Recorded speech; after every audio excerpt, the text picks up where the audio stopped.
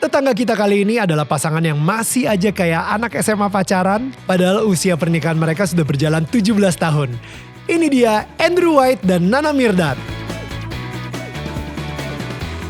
Pernikahan mereka sangat jauh dari rumor dan gosip-gosip yang tidak sedap. Bahkan sering disebut sebagai couple goals, tapi bukan berarti pernikahan mereka tidak pernah mengalami cobaan. Di balik harmonisnya rumah tangga mereka, tetap saja ada ujiannya. Di sini, Andrew dan Nana akan menceritakan bagaimana pengorbanan yang mereka lakukan bisa menyelamatkan pernikahan mereka. Ini dia kisah tetangga kita.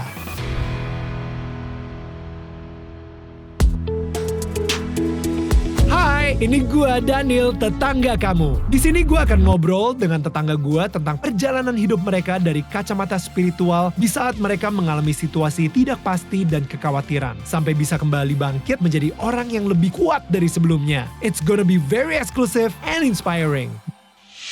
Hey guys, alright, another episode di Daniel Tetangga Kamu, dan kali ini kita di Bali lagi. Dan guys, gue pengen, karena sekarang ini gue udah officially jadi YouTuber, gue pengen promoin ini ya, merchandise kita. Jangan lupa untuk check out our official merchandise store. Itu ada di tokopedia.com/dmnmerch, alright. Kalian bisa support kita dengan membeli merchandise kita, karena semua profit yang kita dapatkan itu kita invest kembali supaya membuat channel YouTube ini semakin lebih baik lagi untuk kalian juga. Alright, so anyway, without further ado, langsung aja. This is Andrew White and Nana Mirdad. What's up? What's going on, man? Yo. Hai. Kok cuma gue sendiri yang tepuk tangan sih? Kesel gitu, penonton lagi rame gitu kan, gila. Aduh, harus gue sewa alay-alay dari RCTI gitu kan, yang kayak, iya.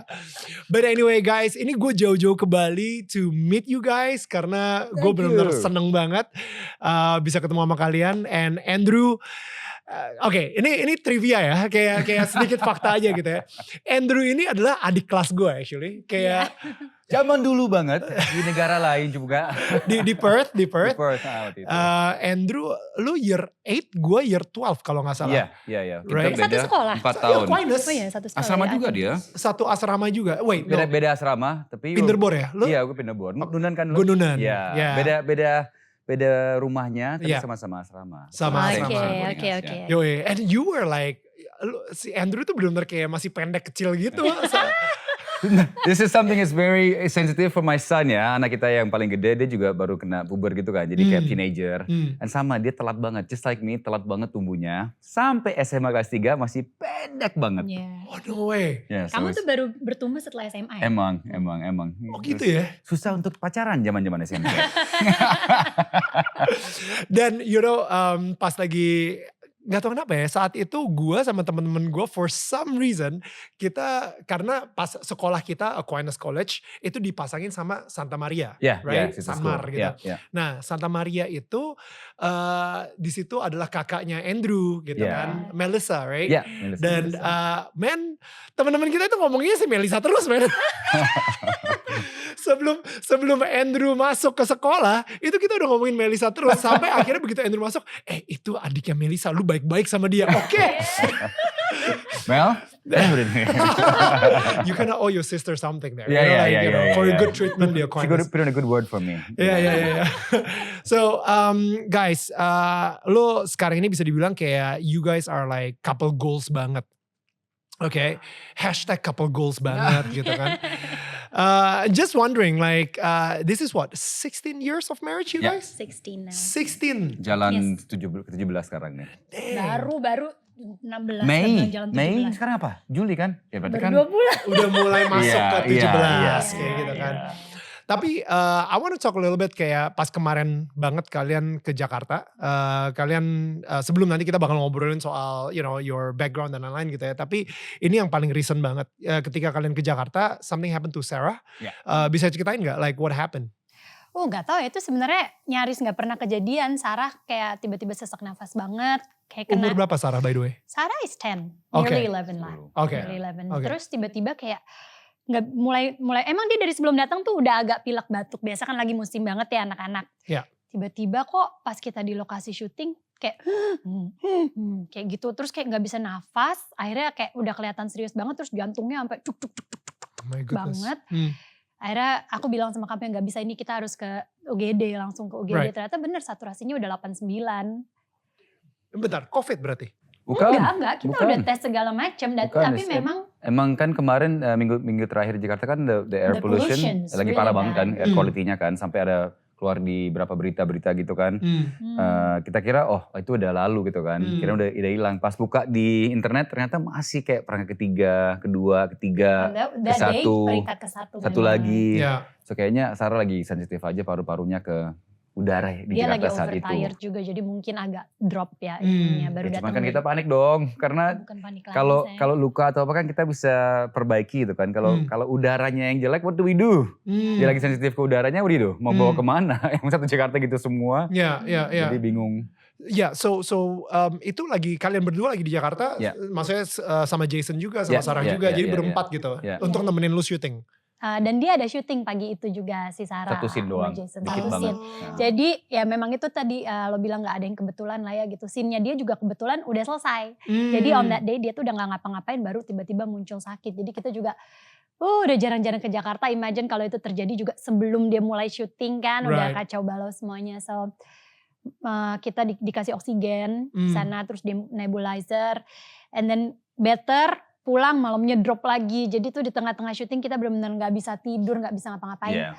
Yeah. Cuman thank God besoknya udah slowly getting better lah gitu. Right. Okay. Let's run through that moment gitu ya. Karena kalian sebagai parents, apalagi Sarah juga umur 10-11 tahun gitu. What can you do? Maksudnya benar-benar yang lu bisa lakuin cuma doa aja gitu saat itu gitu. Yeah, at the moment. Yeah. It felt helpless. Well, I think also you feel helpless, tapi kan seenggaknya kita ada team effort gitu kan. Jadi kan kalau misalnya dia sendiri ngurusin pasti pusing.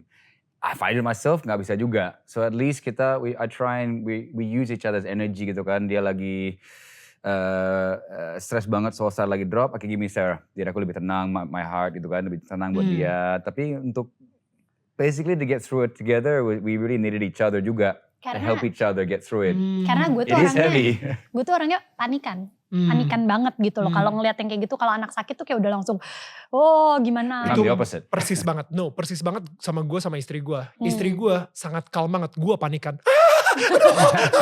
Gue yang benar-benar lebih kayak gitu. Gue kayak, iya asli gue, ini gimana gitu. Jadi istri gue yang lebih, udah santai ya, calm down, come on, chill the F up. Cuman maksudnya kayak, lu mungkin di situ udah take authority, take control banget dong, or Well kan kalau kayak gitu kan anaknya pun kan they don't know what's happening kan. Right. Mereka nggak tahu apa yang mereka rasain, kok gini rasanya, why am I panicking juga anaknya kan. Dia we have to try and- nangis, minta udara katanya. Gue bilang, what? please, I need air, udah gitu terus di sepanjang jalan gitu.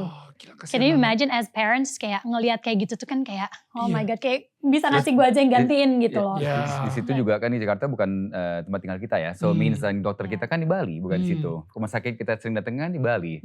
Jadi lebih anxious lagi. Waduh, bawa kemana nih? Nggak tahu gitu kan. Lagi di syuting di mana. Sampai kita nyari di mana nih browsing rumah sakit terdekat. Kan kita udah away from Jakarta udah cukup Browsing lama. juga paling bagus, saya nggak tahu. Yang mana yang paling Yang ada dekat tuh yang divisi mana? anaknya ada nggak gitu kan? Kan bisa ada depan anak beda lagi kan cara Right. nanganinya. Right. So it was okay. It wasn't okay. Tapi maksudnya, I think you just have the kepercayaan bahwa things will be okay gitu kan. We will get through this. We will get through this. And I it gives you. I think the hardest part for me sebagai orang yang anxious banget ya gitu.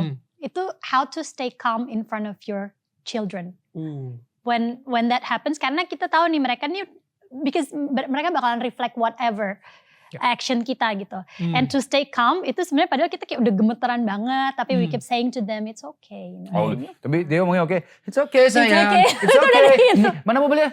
It's okay sayang. Mana sih mau beli? I'm like, honey, you go over there. Sini Sarah, sini. Go away. Karena anak-anak making me panic juga. I was like, go away, dia suka honey. marah tuh kayak gitu. You're making me panic. Padahal kata gue kayak, no, I'm already calm. This is me calm. Just like you. I am calm. Stop shouting. I'm not shouting. So that's why I said you need each other. We need each other. Right. Definitely need each other. Dan kita dari dulu juga nggak pernah pakai babysitter atau gimana kan. So we know our Wow. kids very well. Wow. We know exactly how to help them. We know exactly what they're Right. feeling. Jadi nggak sesuatu yang alien ke kita apa gimana kan. Right. So at least we knew how to help her, not just physically, tapi juga secara mental juga. Gimana cara bikin dia nggak panik, nggak over juga gitu. Really? Get to talk to her, sit down, look at me in the eyes, tell me, look at me, breathe. Say to me, I'm a strong girl. I'm a strong girl. Try it again, breathe with me, kan. Jadi kayak tenangin dia. You gitu were kan. doing that? I was doing that the whole time. She sit on me and look at me, right, look at me, we breathe together. Say I'm a strong girl. Say I'm a strong girl. I'm a strong girl. Okay, let's do it again. Nah, sedangkan dia udah mulai lari belakang tuh. Enggak lari-lari juga kebayang. Enggak lagi. Gue mau kayak lari. Dan Andrew calm down. Di depan lukisannya tuh pakai watercolor ya, di belakang ini animenya dia. Di depan nih kalem kayak watercolor gitu kan. Dan at that moment gitu, have you ever kayak maksudnya kalian sendiri udah married, sekarang ini udah hampir 17 tahun gitu. Well, bukan hampir sih. Menjalani 17 tahun. Menjalani 17 tahun, right? Jadi during that time, masih ada gak sih kayak saling blaming, saling kayak, man, gara-gara lu sih suruh kita ke Jakarta and stuff like that. Was there any discussion about that? I think hubungan apapun, you know, even if it's not intimate ya, masih hubungan soal bisnis, hubungan apapun, hubungan sama anak, hubungan dengan apa, pasti ada rasa ego kita yang keluar yang kayak, oh this is gara-gara ini, gara-gara itu, gara-gara apa, we try to blame things as human nature gitu kan. Right. But I think it's communication yang kita selalu jelasin berulang-ulang ke orang. Communication is what makes you lebih bisa terima keadaan, lebih bisa stop, analisa what actually happened, what is really the fault, how do we fix this, not just nyala-nyalain gitu kan. So of course there was this blame like, you shouldn't be so panicky. Kamu gak seharusnya gini-gini. But then at the end of the day it's like, okay. Gue kesel loh sama dia waktu ini, maksudnya dalam topik ini ya gitu. Yeah. Pada saat itu terjadi tuh Topik rasanya. ini doang.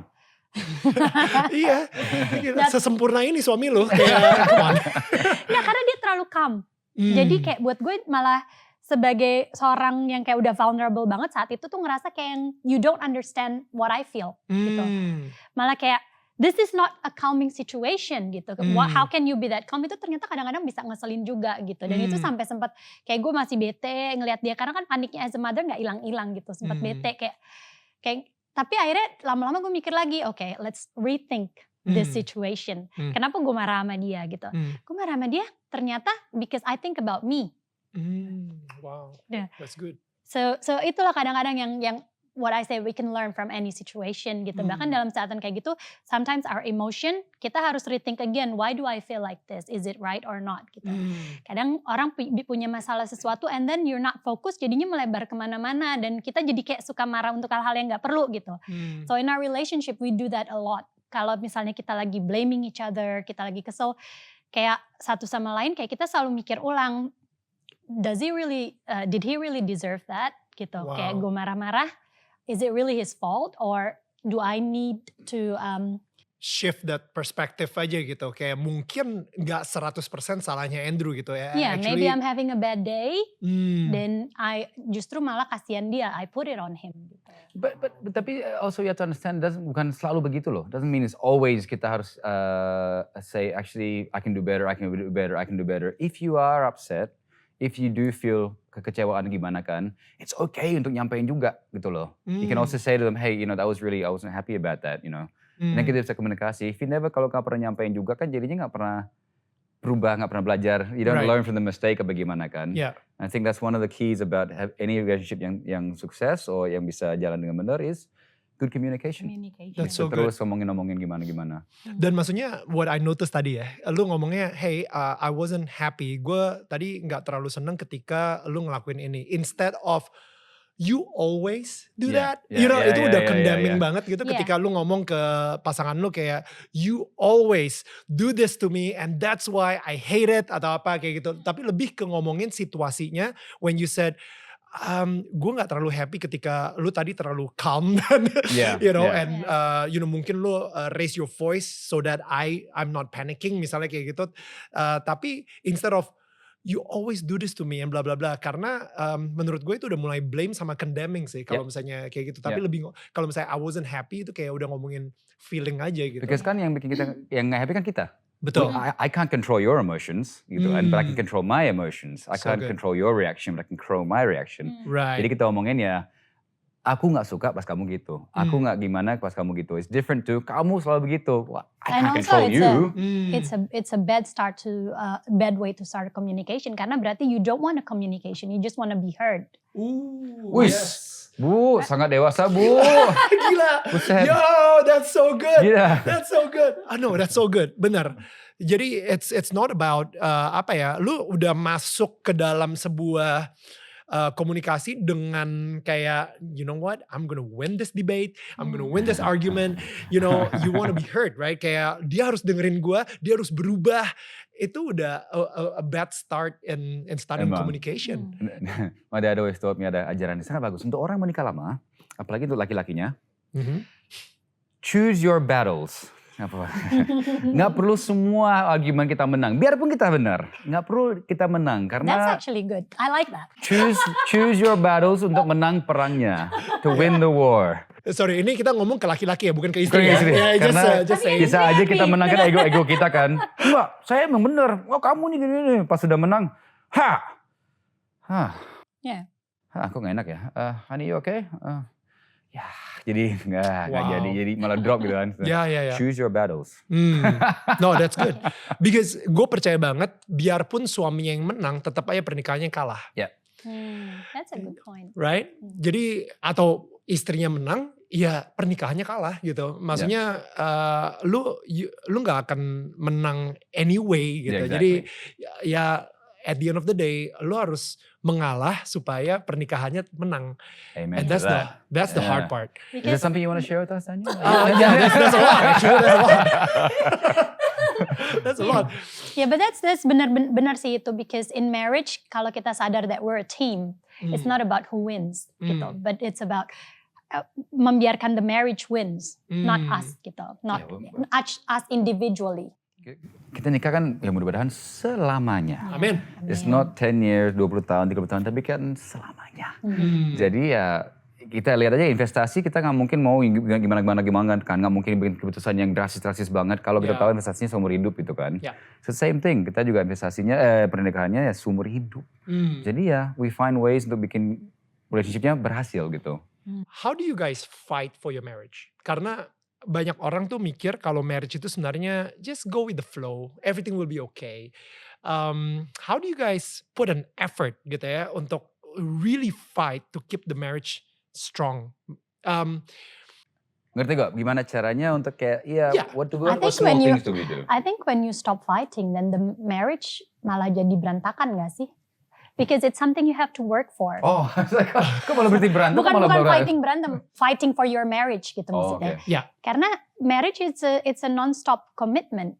Jadi benar-benar ya kita harus work on it every time gitu. Kita harus bisa baca situasi, kayak ngelihat suami kita nih lagi apa sih, maksudnya lagi dalam keadaan up atau down gitu kan. Jadi how do we always balance it gitu. Kalau misalnya situasinya lagi fine-fine aja, it's okay, you go with the flow. Ya, tapi kalau kan lagi fine gampang. Right? Pas lagi gimana itu yang susah. and how you balance each other itu sih. Oke. Nana sendiri kan datang dari keluarga di Indonesia misalnya. Andrew datang dari keluarga yang super bule lah. Ya, nyokap pun Indonesia tapi kebule-bulean. Lebih kebule-bulean gitu kan. Nah, jadi sebenarnya itu kan ada culture shock sendiri gitu. Nana punya past seperti apa, dan Andrew juga punya past seperti apa gitu.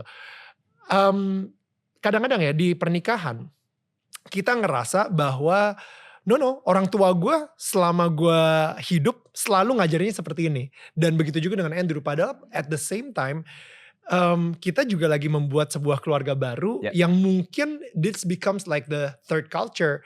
Jadi mungkin first culture-nya dari keluarga Andrew, second culture-nya dari keluarga Nana, and this is you guys have the third culture gitu. Apalagi with your parents yang udah divorce juga gitu. So lu gimana cara mendapatkan ilmu pernikahan yang baik dan benar? It's a good question. Gimana ya? I think just like everything, we take the best out of both sides aja gitu. Apa yang bisa kita ambil? Sure, what do you know is the best sides? Kalau itu aja kita tahu kan? I mean, you feel what's right for you nggak sih? Kita itu balik lagi ke komunikasi. What do I like about your side of the family? Apa yang Andrew suka from my side of the family, and which value yang bakalan kita keep? Jadi kita foundation kita sebagai family juga harus jelas gitu kan. Kita harus tahu kita mau membentuk seperti apa sih, what's allowed and not allowed in our own. That's so good. Yeah, but I also think secara bicara gampang ya, we take the best. But the hard thing is untuk hadapin keluarga kita sendiri lagi dengan cara kita yang baru. So it's like, kamu gitu sih? Ya, keluarga aku kita mau kayak cara gini aja. Tapi kan ini. Jadi kita harus kuat secara our family, like maksudnya me, Nana, and the 2 kids. Kita harus kuat bahwa our family seperti ini, ya. Ya, lihat sama-sama keluarga kita yang lain-lain gitu kan. And that's difficult karena kan beda budaya kan beda tanggapan mengenai prinsip-prinsip orang lain gitu kan. Maybe it's easier kalau keluarga kamu karena keluarga kamu kan lebih western oriented kan. Jadi lebih ada free speech lah ibaratnya gitu. Kita mau seperti apa, mereka lebih menghargai keluargaku kan Indonesia banget gitu. Jadi bukannya mereka susah, tapi the way we do it harus agak lebih smooth lah gitu. Yeah, but you're right. We take the best from them. Indonesia yang bagusnya sangat beda sama kebule-buleannya adalah kekeluargaan.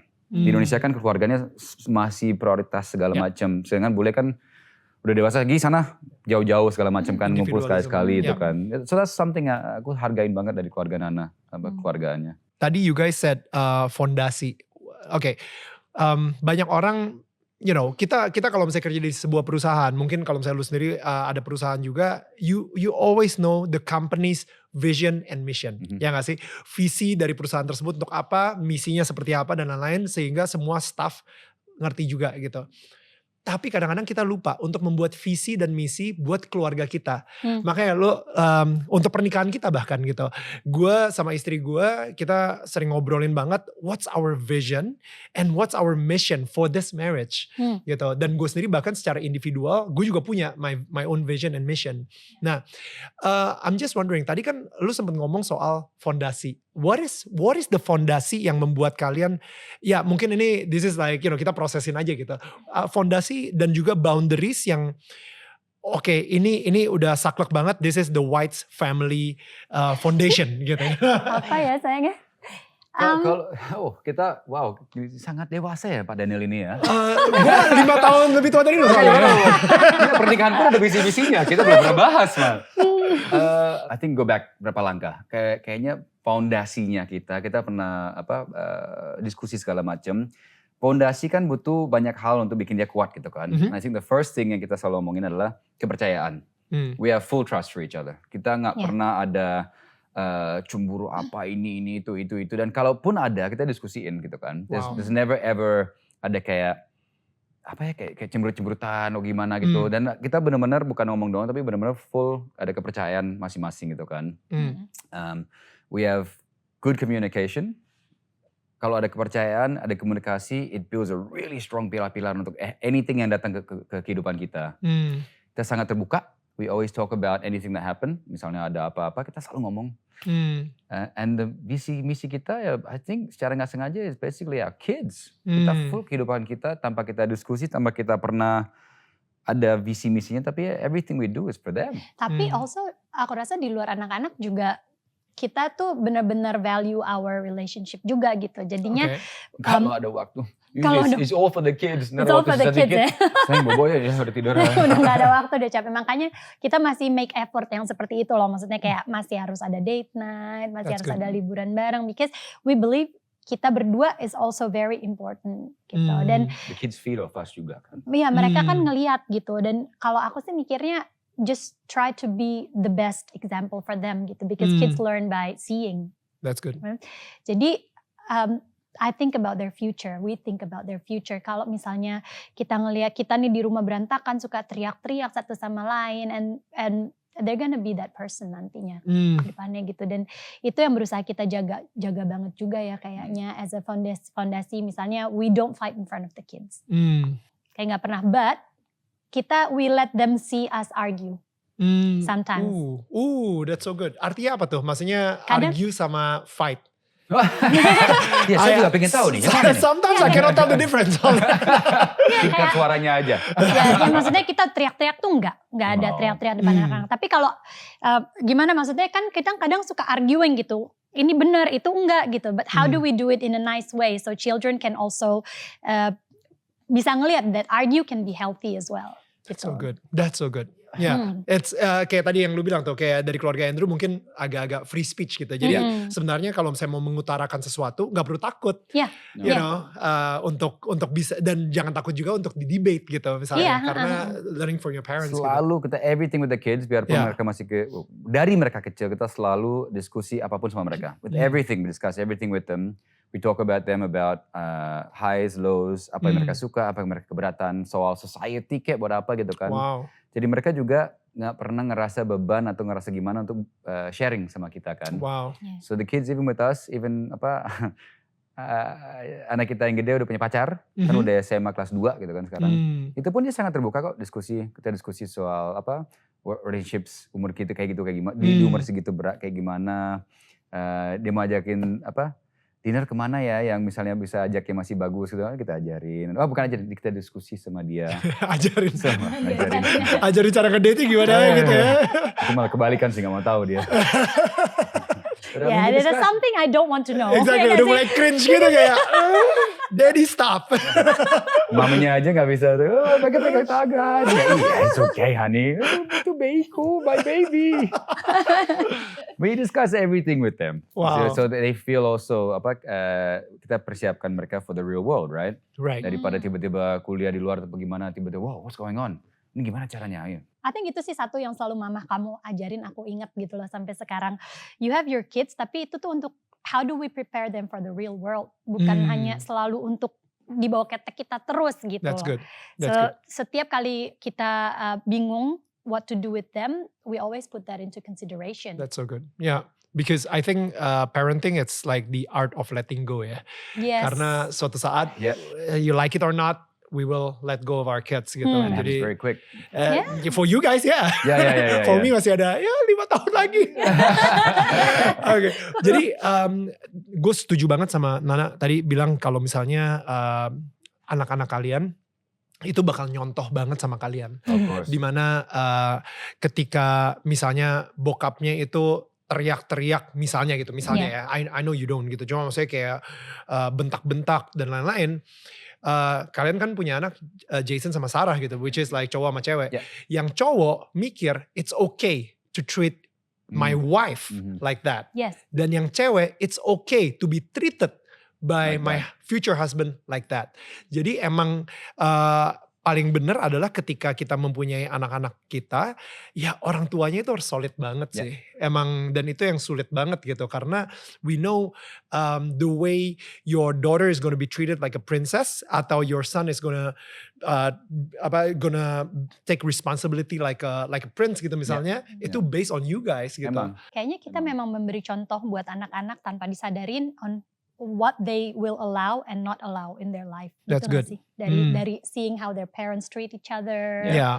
Ya kan, so it's very, kadang kita nggak sadar tapi yang kita lakuin sekarang sehari-hari, every single second matters gitu. Yeah, they see everything. They see everything. That's good. And we have one chance untuk gedein mereka kan. Ya, ini bukan sesuatu yang bisa di-repeat lagi No, gitu. we have one childhood, jadi we have to do it properly. Dan they could see the real vulnerability pas kemarin, pas lagi Sarah itu sih I think, yang di Jakarta itu, like you know you were panicking and everything, cuman at the same time like gue yakin banget Jason juga akan nyontoh your calmness with Sarah gitu kan, you know, dan you know I think you handle it really well gitu, listening from your stories gitu ya, but ya kita mulai masuk nih ke arah ketika orang-orang bilang kalau misalnya kalian ini adalah couple goals banget gitu buat banyak orang. Itu pressure gak sih buat kalian? I don't know, you can answer. Gue udah gini-gini, dia udah gini. Sebenarnya kalau pressure enggak, karena memang kita tuh bukan tipe yang mudah-mudahan ini juga untuk seterusnya ya gitu. What you see from us is ya memang gak ada yang dibuat-buat lah gitu. Maksudnya kita berusaha banget untuk ya we are who we are gitu. Kayak barusan ya gue bilang kalau gue kesel sama dia ya gue kesel gitu loh. Cuman dan dia juga sebaliknya. Jadi kalau dibilang pressure enggak, cuman kita justru ngerasanya kayak I don't think kita We don't do anything different. Kayaknya bukan hal yang spesial apa-apa yang kita lakuin. I think it's just semua yang kita lakuin hal-hal yang because we do have ups and downs. Normal, Lots of ups and downs juga, just like normal people gitu. Kayak orang bilang, berantem gak sih kak gitu, we do fight. Dan kita sering bilang kok, maksudnya guys we do fight, kita sering berantem apa gimana-gimana, bukan berarti kita selalu happy. No. Di Instagram aja lah postingnya yang selalu happy. Aneh juga soalnya kalau di Instagram, you know kayak kalau misalnya di Instagram kita mulai posting lagi marah-marahan, lebih parahnya lagi curhat ke follower kita kalau kita lagi marah sama pasangan kita. Itu childish menurut gue. Iya. Like what for juga gitu. If you have problem, communicate it with your spouse, not with the rest of the world gitu kan. Exactly. Social media juga I think kalau emang kita ada image yang kita buat, it's not us. Right. Itu bisa bertahan paling setahun, 2 tahun. Tapi gak mungkin bisa bertahun-tahun gitu kan. So I think benar saya benar. We don't really feel any pressure karena emang this is us. We are doing who we are gitu. Kita gak pernah buat-buat. Gak pernah sengaja sewa fotografer untuk kita foto yang di pinggir pantai. Gak ada, kita mah gini-gini aja pakai tangan gitu kan. Malah kita tuh kadang-kadang suka gini. Kayak kalau disuruh lagi syuting atau apa gitu yang kayak romantis-romantis tuh malah kagok gitu loh.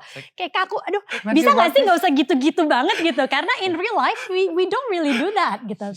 Tapi bukan berarti aku gak sayang ya maksudnya. What are you doing honey? You're ruining it. You're ruining the image. Sayang kok. Gak gitu. Hashtag couple goalsnya udah mulai Iya kadang kan kita gimana gitu kan rasanya. Iya. And that's not normal for us.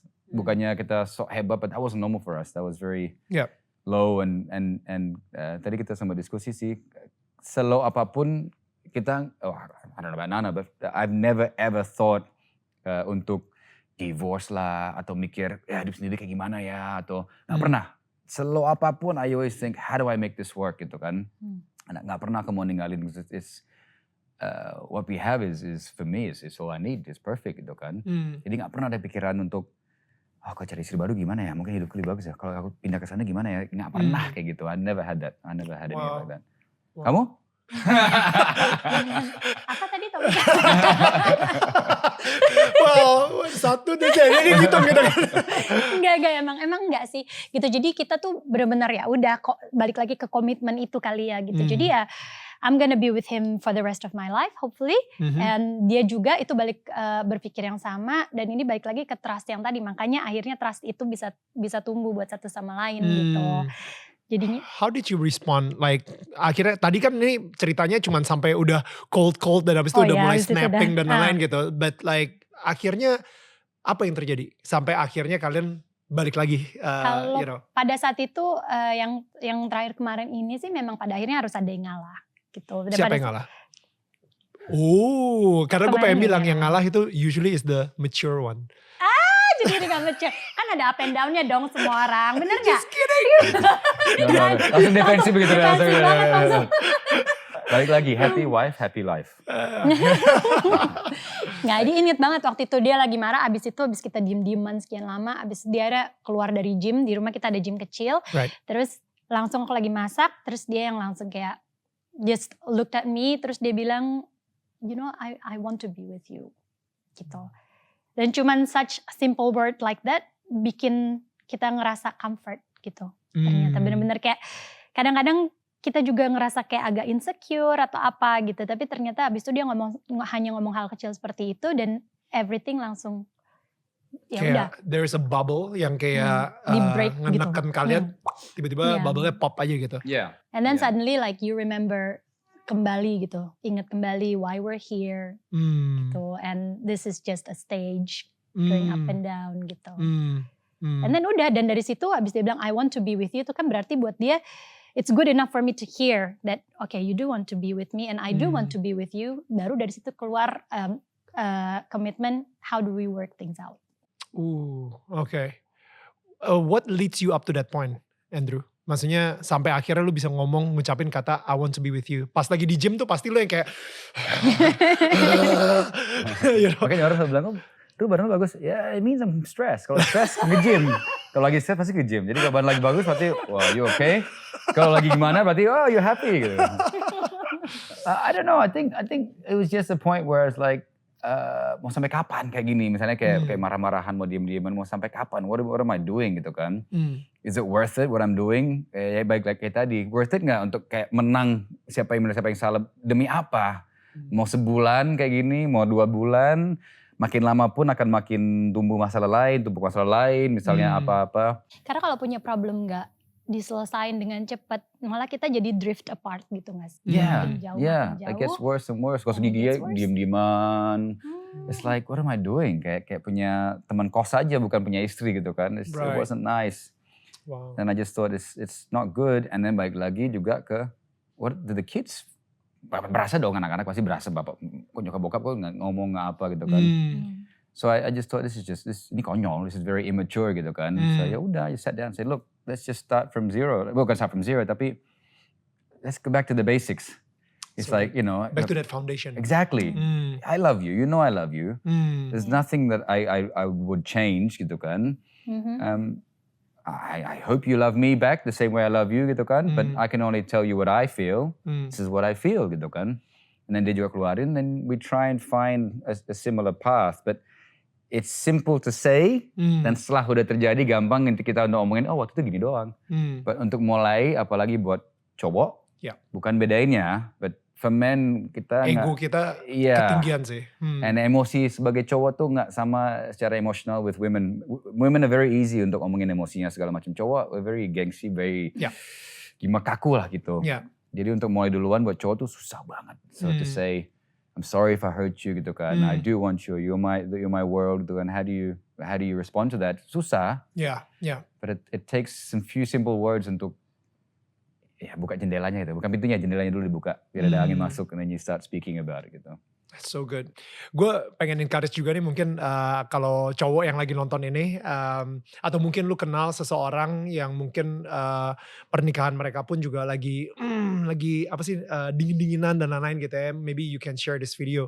Karena gue ngerasa emang jadi seorang laki-laki gitu. Gue pernah ngerasain juga soalnya. Untuk ngucapin hal pertama, I'm sorry, atau mungkin ngasih comfort ke istri kita bahwa hey, gue gak akan pernah ninggalin lo, I love you, yes, ini cuma sebuah stage dimana kita lagi gak enak-enakan, but it's not gonna be forever. Itu susah banget rasanya, karena cewek itu pada akhirnya they just need sebuah konfirmasi bahwa dia itu disayang sama dia itu secure. Yes. Suaminya itu akan terus ada buat dia. Cuman kadang-kadang cowok itu lupa. Kita jarang ngucapin itu gitu. Tapi ya, bukan berarti harus selalu diucapin gitu. Dan ini juga untuk para perempuan di luar sana gitu. Kita juga harus punya value ke diri kita sendiri juga loh gitu. Untuk bisa gini, maksudnya suami kita cuek, orangnya cuek. Tapi jangan hanya selalu lihat dari luarnya aja. Is he really cuek karena he doesn't love you? Atau is he really cuek karena memang ya dia orangnya seperti itu. But sometimes you also have to believe that he loves you gitu. And you have to believe that you're doing enough for him gitu. Jadi kayak balik lagi ke masalah trust tadi gitu. Andrew bilang we trust each other, gak ada yang gimana-gimana.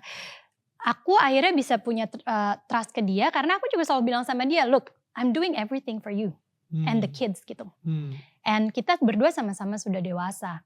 And it's up to you. Comes to a point where you're going to appreciate that or not. Gitu.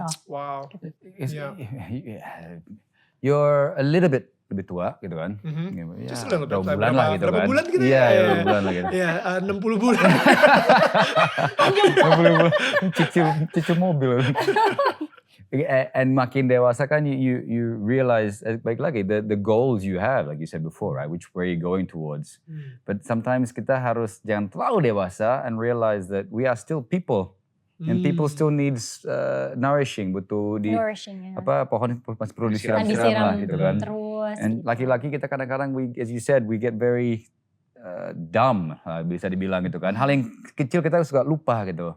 Kadang-kadang anak bisa bilang hal kecil, when was the last time we went out for dinner gitu kan. Oh iya ya. Ngomong aja gitu. Kita sangat lupa ngomong, as you said, just kadang-kadang mesti ngomong. Kamu udah lama loh gak ajak aku keluar gitu. Untuk date night gitu untuk misalnya. Untuk date night, just say it gitu. Kadang-kadang bukan niat apa-apa, bukan niat gak mau ajakin. It's just like, oh it's been busy, I didn't think about it, I'm sorry gitu kan. Kadang-kadang perempuan tuh kayak begitu gitu. Jadi kayak overcomplicate things yang seharusnya lo bisa tinggal communicate it. Terus lihat reaksinya dia seperti apa gitu. Karena memang laki-laki kebanyakan kayak gitu. Mereka tuh butuh dikasih tahu. Gitu, butuh. Because we don't read between the lines. No. Yeah, exactly. Right? No. sorry, beda topik dikit. Aku anak 2, one cowok, one cewek ya. Gedein yang cowok is so simple. Cowok tuh sangat gampang, hitam putih, yes, no, itu tinggi tuh pendek, udah gitu kan. Cewek is just, not being sexist, but cewek is just a little bit more interesting ya. Sama cewek, anak kita yang cewek kayak gak bisa bilang no. Harus bilang no, tapi mungkin yes dikit, mungkin ini jangan singgung ya, no-nya ya. Lo harus nonton sih, di YouTube itu ada satu, the difference between men's brain and women's brain. It's so funny, it's so, mungkin kita akan taruh ya linknya di YouTube kita. Tapi emang bener, dari cara berpikirannya emang udah beda gitu.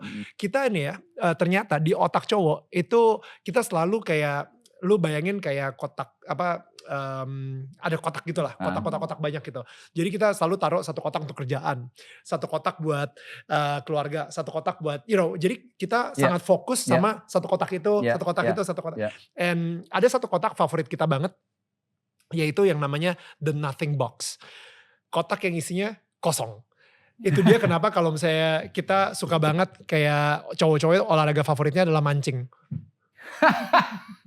Right? Baru nyambung atau enggak begitu pulang kerja nonton di TV. Nonton apa gak tau juga. Cuman klik-klik remote aja. Because we're in the nothing box. Right? Dan cewek itu mempunyai otaknya beda banget gitu. Dia emang neuron kesini. Emang. You gotta really watch that YouTube video and you will go like, dan ketika kita lagi di nothing box, kita lagi misalnya nonton TV gitu ya, ambil switching channels gitu and everything. Itu istri tuh kadang-kadang suka, tadi kerjaan gimana? Oke lah. Nah kita kan soalnya kita lagi di nothing box. Iya, bukan niat gimana-gimana exactly, kan. Istri bilang, jangan-jangan dia, wait, kenapa dia cuek banget sama gue? Iya cewek kan, begitu kan. Langsung kayak gitu. Padahal gue pengen curhat banget nih tentang ini. Tapi kenapa dia cuekin gue gini? Wah jangan-jangan dia lagi marah sama gue. Kenapa ya? Kemarin karena gue gak masakin dia. No, tapi panjang banget cewek memang. Soalnya 10 tahun yang lalu gue pernah bikin salah sama dia gara-gara.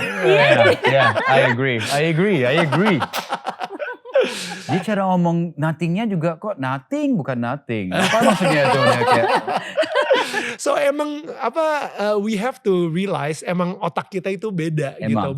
Bukan sexist or anything, tapi emang we're created different. Kita created untuk memperlengkap each other gitu. You know.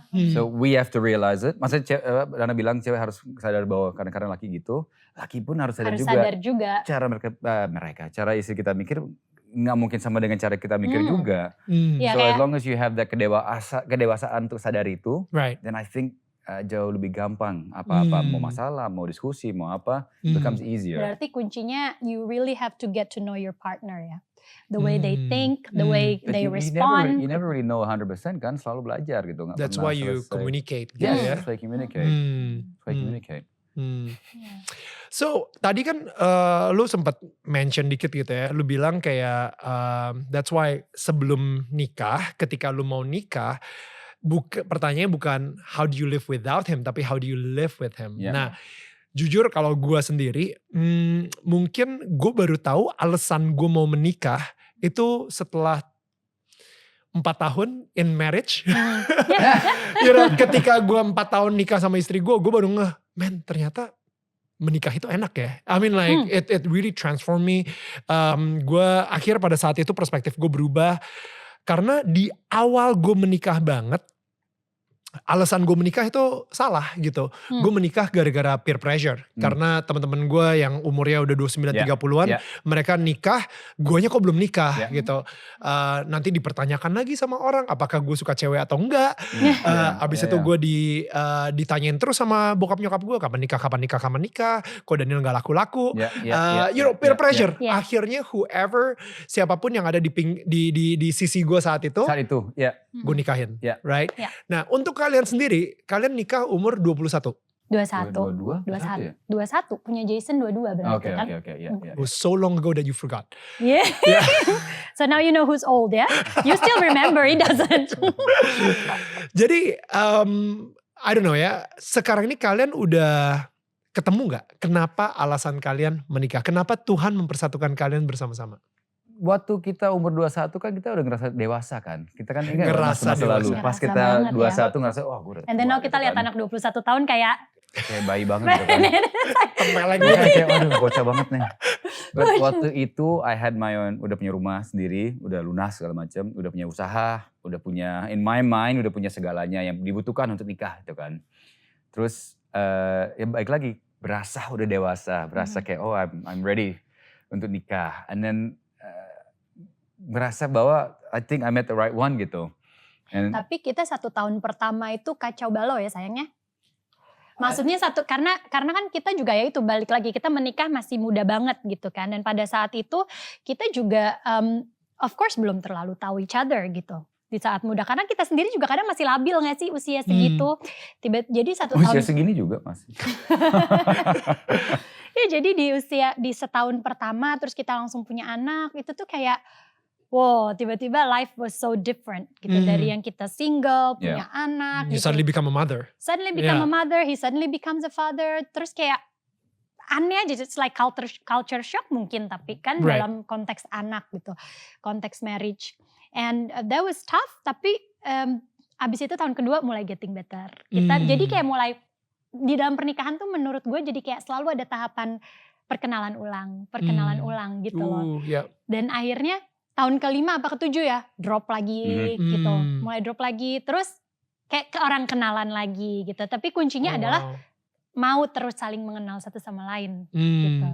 What happened di tahun ke-5 ke-7?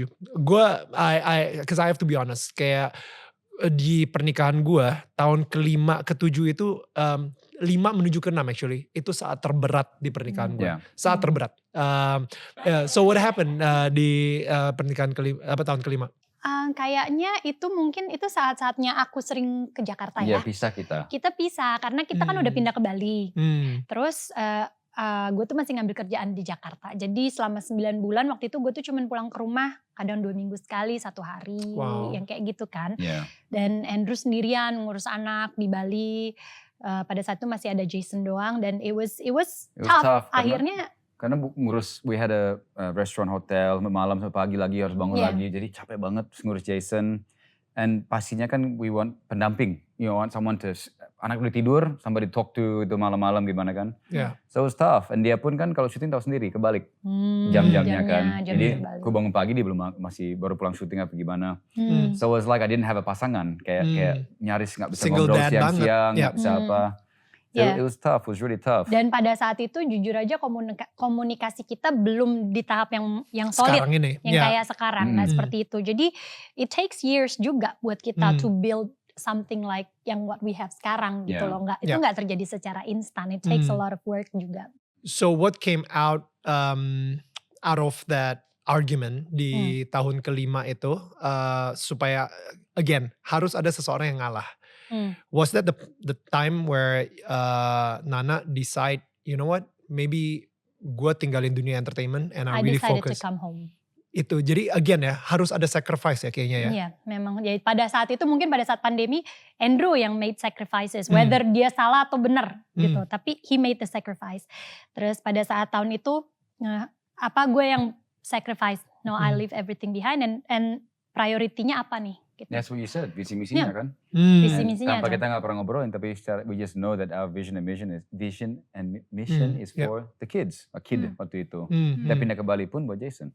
So when we sat down, we said, why is this not working? Ya karena ini, then how do we fix it? Focus on Jason, maksudnya ke Bali. Ya akhirnya pulang ke Bali dan pada saat kita ke Bali pun kan ya kita nggak bisa dibilang otomatis secara income dan lain-lain juga of course beda ya kalau dibanding dengan pada saat dulu syuting setiap hari.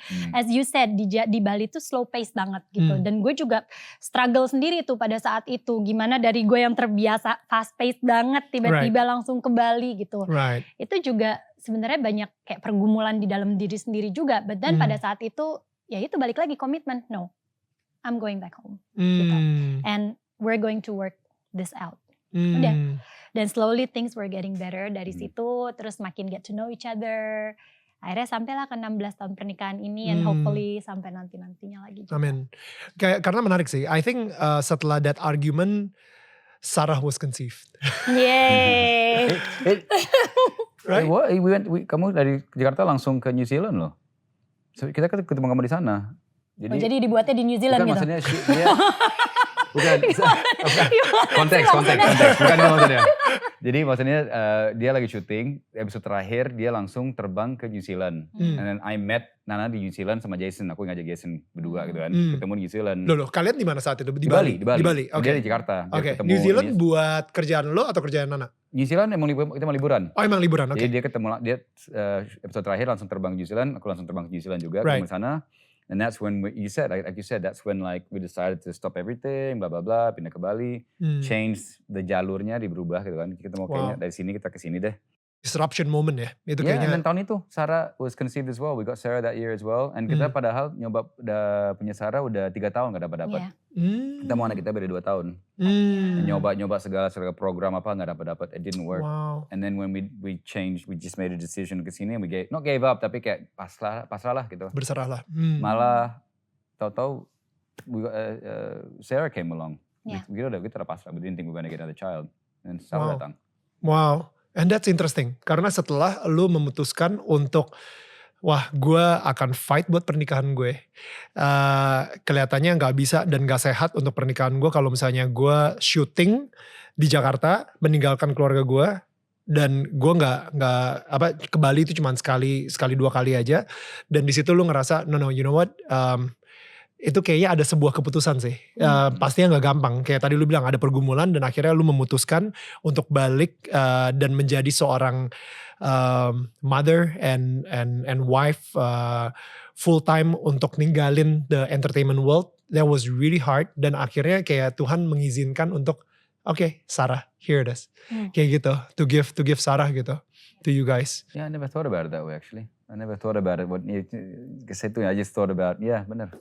We tried so many years juga gak dapat kita. Karena menurut gue kalau misalnya at that time ya, 2 tahun 3 tahun lu dapat Sarah, I think you guys were not ready juga gitu. Like pikiran lu masih pengen syuting terus dan lu masih kayak pengen bolak-balik Bali Jakarta gitu. It will be troublesome for your family and I think that's like Tuhan sayang banget sama keluarga kalian sampai kadang-kadang kita mikirnya kayak wah kenapa Tuhan kita gak diberkatin anak gitu. Padahal sebenarnya itu justru cara Tuhan sayangin keluarga kalian. You're not ready yet gitu.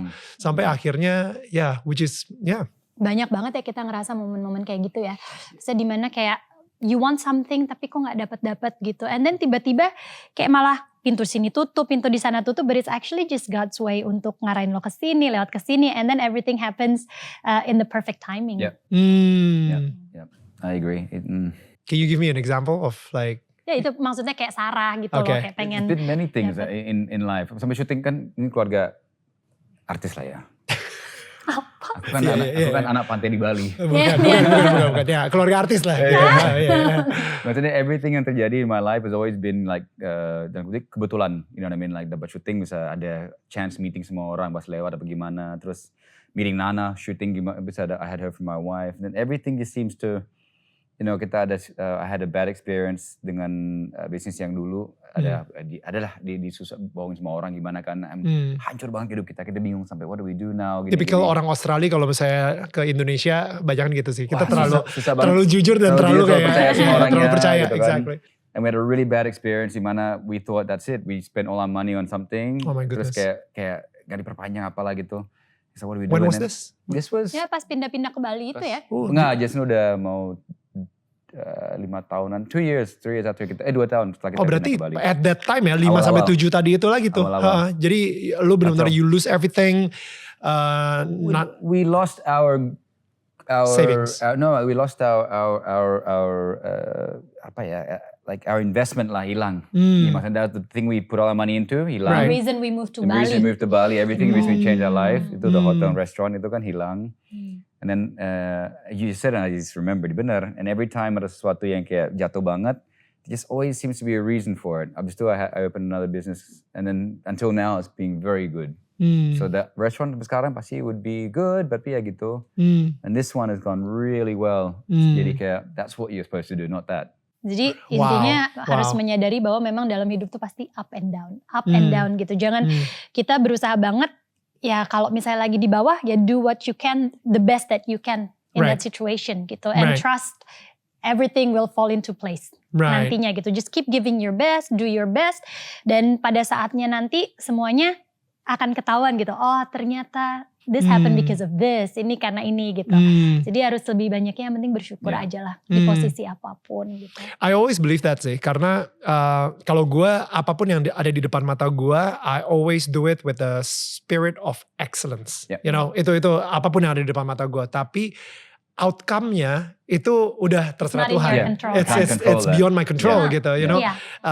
Dan gue senang banget tadi Andrew juga share soal ketika lu sempet di bawah, kalau misalnya lu tetap paksain with your performance dengan semua usaha effort lu untuk make that business happen, ya mungkin restorannya jalan, tapi ya cuman flat-flat gitu aja gitu, nggak kayak bisnis yang lu punya sekarang ini.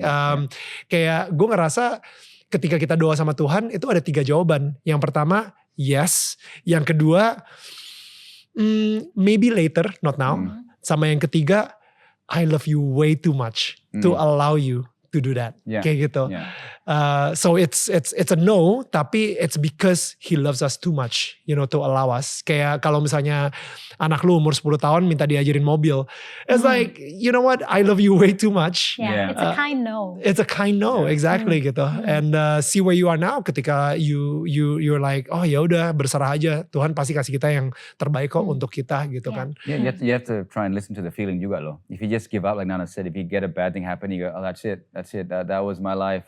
I put everything into that, didn't work. Gampang banget kita jadi down dan susah balik lagi gitu kan. Berintian ya. You just listen. It sounds weird. Oh, you know, just listen. What do you think we should do? Gitu kan. And then it's like pasti ada jalurnya yang keluar. It's like, let's try that one. Okay. And it works. So you don't be too. Omongnya gampang sih. Just say kalau pas lagi down banget jangan merasa oh that's it, everything's over. Tapi kita bersyukur, aku bersyukur banget karena kita di Bali ini juga dikelilingin dengan orang-orang yang positif gitu. Maksudnya kita juga surround ourselves with people yang memang bisa lift us up di saat kita lagi down. Seperti itu, mereka justru bukan yang ngebawa kita ke arah yang jelek-jelek atau kayak malah mikir lebih down gitu kan. Jadi your lingkungan juga sangat amat berpengaruh. That's why you really have to choose your lingkungan. It makes a huge difference. Kita tuh berkembangnya jadi seperti apa juga. Andrew, tell us a little bit more about ketika lu lagi jatuh banget. I just want to process a little bit karena sekarang ini emang apalagi gara-gara pandemi banyak banget orang-orang yang kehilangan bisnisnya. Dan yang lu bilang bener banget, ketika mereka kehilangan bisnisnya mereka pikir that's it, this is it. Gila, gue udah kerja mungkin 10 tahun lebih untuk ini dan pandemi just wipe it off. Gitu kan? Especially di Bali ya. Di Bali juga. Jadi dan mereka ngerasa ya udah ini karena nggak ada bisnis ini, hidup gue pun juga sebenarnya udah ya wiped off juga gitu. Nah, how did you deal with that? Ketika at that time your investment, kenapa lu pindah ke Bali? Kenapa lu you put everything in that investment dan akhirnya hilang? You thought mungkin saat itu umur lu masih 25-26an, but you thought like, this is it, udah seumur hidup gue atau mau ngapain and everything gitu. Ya karena emang masih muda waktu itu, cuman kan istilahnya karir di entertain kan gak lama-lama kan. So I know kalau aku tinggalin gak bisa balik-balik lagi, gak bisa balik dan akan kayak dulu gitu kan. So it's like okay, we make a decision, ke sana, we do it. Jadi pas kejadian yang jelek, what happened, jadinya down banget, ngerasa it's over karena I left not just bisnis yang hancur, tapi I left a career that could have been huge. Entertainment world gitu juga. Kan. Jadi kayak I lost an opportunity dua opportunity yang hilang gitu. Wow, you made like such a huge mistake, like I should have stayed gitu kan. So much things. Wow. Tapi I think the biggest motivasi dan segala is ada Jason waktu itu. Jadi kan lihat Jason kayak we cannot just stop karena kan dia mau SD, dia mau SMP, mau akan kuliah, akan semuanya kan we have to just keep going gitu kan. How do we keep going? Jadi kan otak jalan terus tuh, muter terus. How do I do it? Sampai semua opportunity sekecil apapun, gengsi hilang deh. My pride hilang. I just whatever I could do to try and get Jason untuk bisa ada masa depan gitu kan. Wow. We did so many different things. Ada hal yang kecil, ada hal yang besar. We just tried everything we could try and think of to make it work. And jadinya balik lagi, we try and invest our energy untuk sesuatu yang bakal long lasting. Kalau cari yang cepat-cepat, gampang-gampang sekarang ini, ya mungkin ada, mungkin enggak, tapi it's very short term. So we try to think of things yang untuk Jason untuk masa panjangnya. Hmm. So I just kept going and going. Coba-coba apa Andrew aja. tuh tipe yang semua dicoba, semuanya mau dijalanin gitu loh. Gitu. Dan dia bukan tipe orang yang gue seneng sih, dia bukan tipe orang yang malu gitu loh. Kalau gue gak pakai mobil bagus nih gitu, gue gak pakai ini, karena he doesn't care gitu. Yang penting dia punya, misalnya dapat income berapapun, ya semuanya dikasih buat keluarga gitu loh. Wow. I don't Kita ask so much. Dia Very memang simple man. He's a very simple man. Itu sih sebenarnya. I have a very big nothing box. Ya betul, back to nothing box. Soalnya di gym kan pasti kayak gitu. Ya deh. Ternyata dia stagnan kalau di gym. Bener, after you mentioned it, bener banget. When I'm in the gym, I don't like anybody in there. I don't like my kids in there. Nothing Banana, box. Not because nggak mereka, cuman that's my time di mana I'm gone. I'm Gue lagi lari kayak gitu. ya kan? Orang ngajak ngobrol apa tuh gak nyambung. Iya, It's like, kayak don't nothing talk to box. me. Nah, kalau kebalikan, kalau gue lagi lari tuh sini tuh wow gitu loh, kayaknya tuh banyak banget yang dipikirin. But yeah, basically I realize I'm still young. Kita masih bisa make more mistakes when you're younger daripada udah tua bisa agak fatal dikit ya. Right. Jadi kayak we try this, we try that. Jadi nggak putus semangat ya? Nggak putus semangat. I just keep going karena I just saw Jason sitting there playing, kan dia masih kecil gitu. It's like, how do I make his life better? Gimana caranya bikin hidup dia bagus? Gimana caranya jadi push terus? Wow. Until now masih aja. We if we have any uang sisa atau whatever, we think gimana cara we can bisa ajakan anak liburan atau something for them. We're trying to make their life. Jason SMA kelas 2 loh. Ya, sebentar lagi udah. Bentar lagi is gone. Kalau dia di luar, habis kuliah kan bakal cari kerjaan. Ya, so istri. we only have a little bit of time left. Kita harus gimana caranya make him have a. Ibu-ibu ini. Would you want him to marry young as well, like you guys? It's up to him sih. Cuman kalau gue sih lebih baik enggak ya. I want him to pursue life and journey, adventure dulu sih kalau bisa. Ya, dia juga sangat budaya bule juga. His way of thinking ya. Beda sama Sarah, lebih ke Indonesia. Saya Jason's very bule. Dan kalau di budaya bule kan kebalikan sama kita soal punya keluarga. Like my sister pun masih belum punya anak. Dia lebih tua. Karena dia milih sama suaminya di sana karir. Masih karir. So I think Jason bakalan ikut lebih ke sana. Dia akan agak kita sih kita terserah anaknya. I don't mind. Dia mau muda mau tua. Dia ada first hand experience kalau nikah muda kayak gimana, kita bisa jelasin susahnya atau gampangnya. My sister nikah agak berumur, so she can also talk to him. Dia dekat sih with my sister, Auntie Melissa. Bisa jelasin ke dia juga nikah lebih tua kayak gimana, the pluses and minuses. So nggak ada yang benar, nggak ada yang salah kok. Nikah muda bisa kalau you can do it, if you have the ego and you have the pride. I think what they want to do itu it's up to them. Yang penting tugas kita how to prepare him to become, a man. Make sure kalau pada saat dia menikah, hopefully dia sudah be responsible, udah bisa ready to provide for a family gitu. Yang penting itu aja. What is the advantage nikah muda? Maksudnya, kayak kalau misalnya, tadi Jason umur 16 ya? Mau 16. Misalnya dia nikah umur 21 kayak kalian juga. That means in 4 years, atau misalnya, it's probably impossible. Mami anxiety ini udah mulai anxious. Soalnya gini, that means dalam kira-kira 5 atau 6 tahun lagi, you guys will be like the hottest grandma and grandpa. Kan dulu udah. Kan your mom had you. Like your mom had you umur 21 juga. My mom had me umur 21. Jadi pas kamu punya anak juga. Terus aku punya. Ini fun fact ya. Ini gak berhubungan sih. Cuman jadi my mom ngelahirin gue tuh pada saat umur 21. And I had Jason when I was 21. Oh my goodness. Dokternya yang ngelahirin kita berdua sama. Ruangannya sama. Susternya yang nungguin sama. No. Yes. So jadi benar-benar kayak history being repeated. Wow. Yeah, so Mama Lydia was the hottest grandma waktu umur 42 ini. Iya, berarti umur berapa tuh nanti kalau itu? Mama kemarin punya Jason umur berapa berarti? Should be the hottest great grandmother. Ya kan? Kalau Jason umur 5 tahun lagi gila, udah great mother kayak gitu. Yeah, that's true. Yeah. Oh, you ruined it, man. Langsung hilang gitu. I'm married to a grandmother. Begitu bangun tidur kita, oh man. Hey grandma, hey grandpa. Tapi I'm looking forward to that moment loh. Maksudnya looking forward to growing all together ya gitu. Nanti kan lucu kan tiba-tiba kayak wow we're grandma and grandpa gitu. Tapi not too soon. I think the advantage is also is ini sekarang Jason's moving out soon. We're still young. Kita masih punya waktu dan tenaga, energy to do things together juga gitu kan. The biggest thing for me is umur. I'm still young enough sama Jason masih nyambung kita. We go surfing together, we listen to the same music. Secara energi juga kamu masih bisa ya? Oh sangat. I still beat him and everything. Oh kompetitif bapaknya. Kelihatan. So you have the energy to be still very close friends. Gue sama bokap gak punya hubungan terlalu dekat banget. Dia sangat jauh umurnya with me. Dia punya gue umur 38 atau apa gitu kan. Jadi pas gede it was very awkward, very kagok. Kayak ulang tahun kayak salaman gitu kan. Jadi I didn't have that with my dad karena dia emang orang-orang zaman dulu. Gitu dan kamu kan usia 13 tahun udah ke boarding school. 12 lagi. Kita kan ke boarding school grade 8 kan. Yeah, kalau gue 13 sih. Ya kan? Umur udah jauh, secara distance juga jauh. So I didn't have that gitu kan.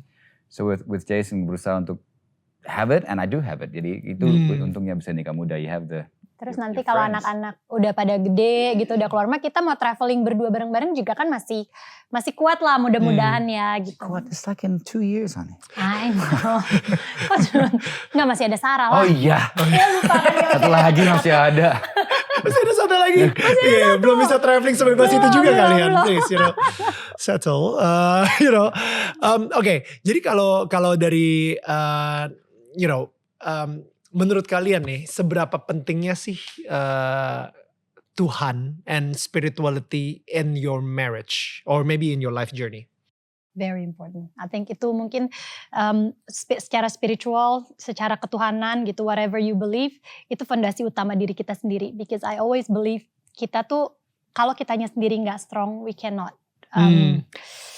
Pilarnya untuk kemana-mana jadi berantakan gitu loh. Jadi memang it's very important untuk mendekatkan diri sama Tuhan or secara spiritual to make sure kita tuh always in a good state juga. Gitu.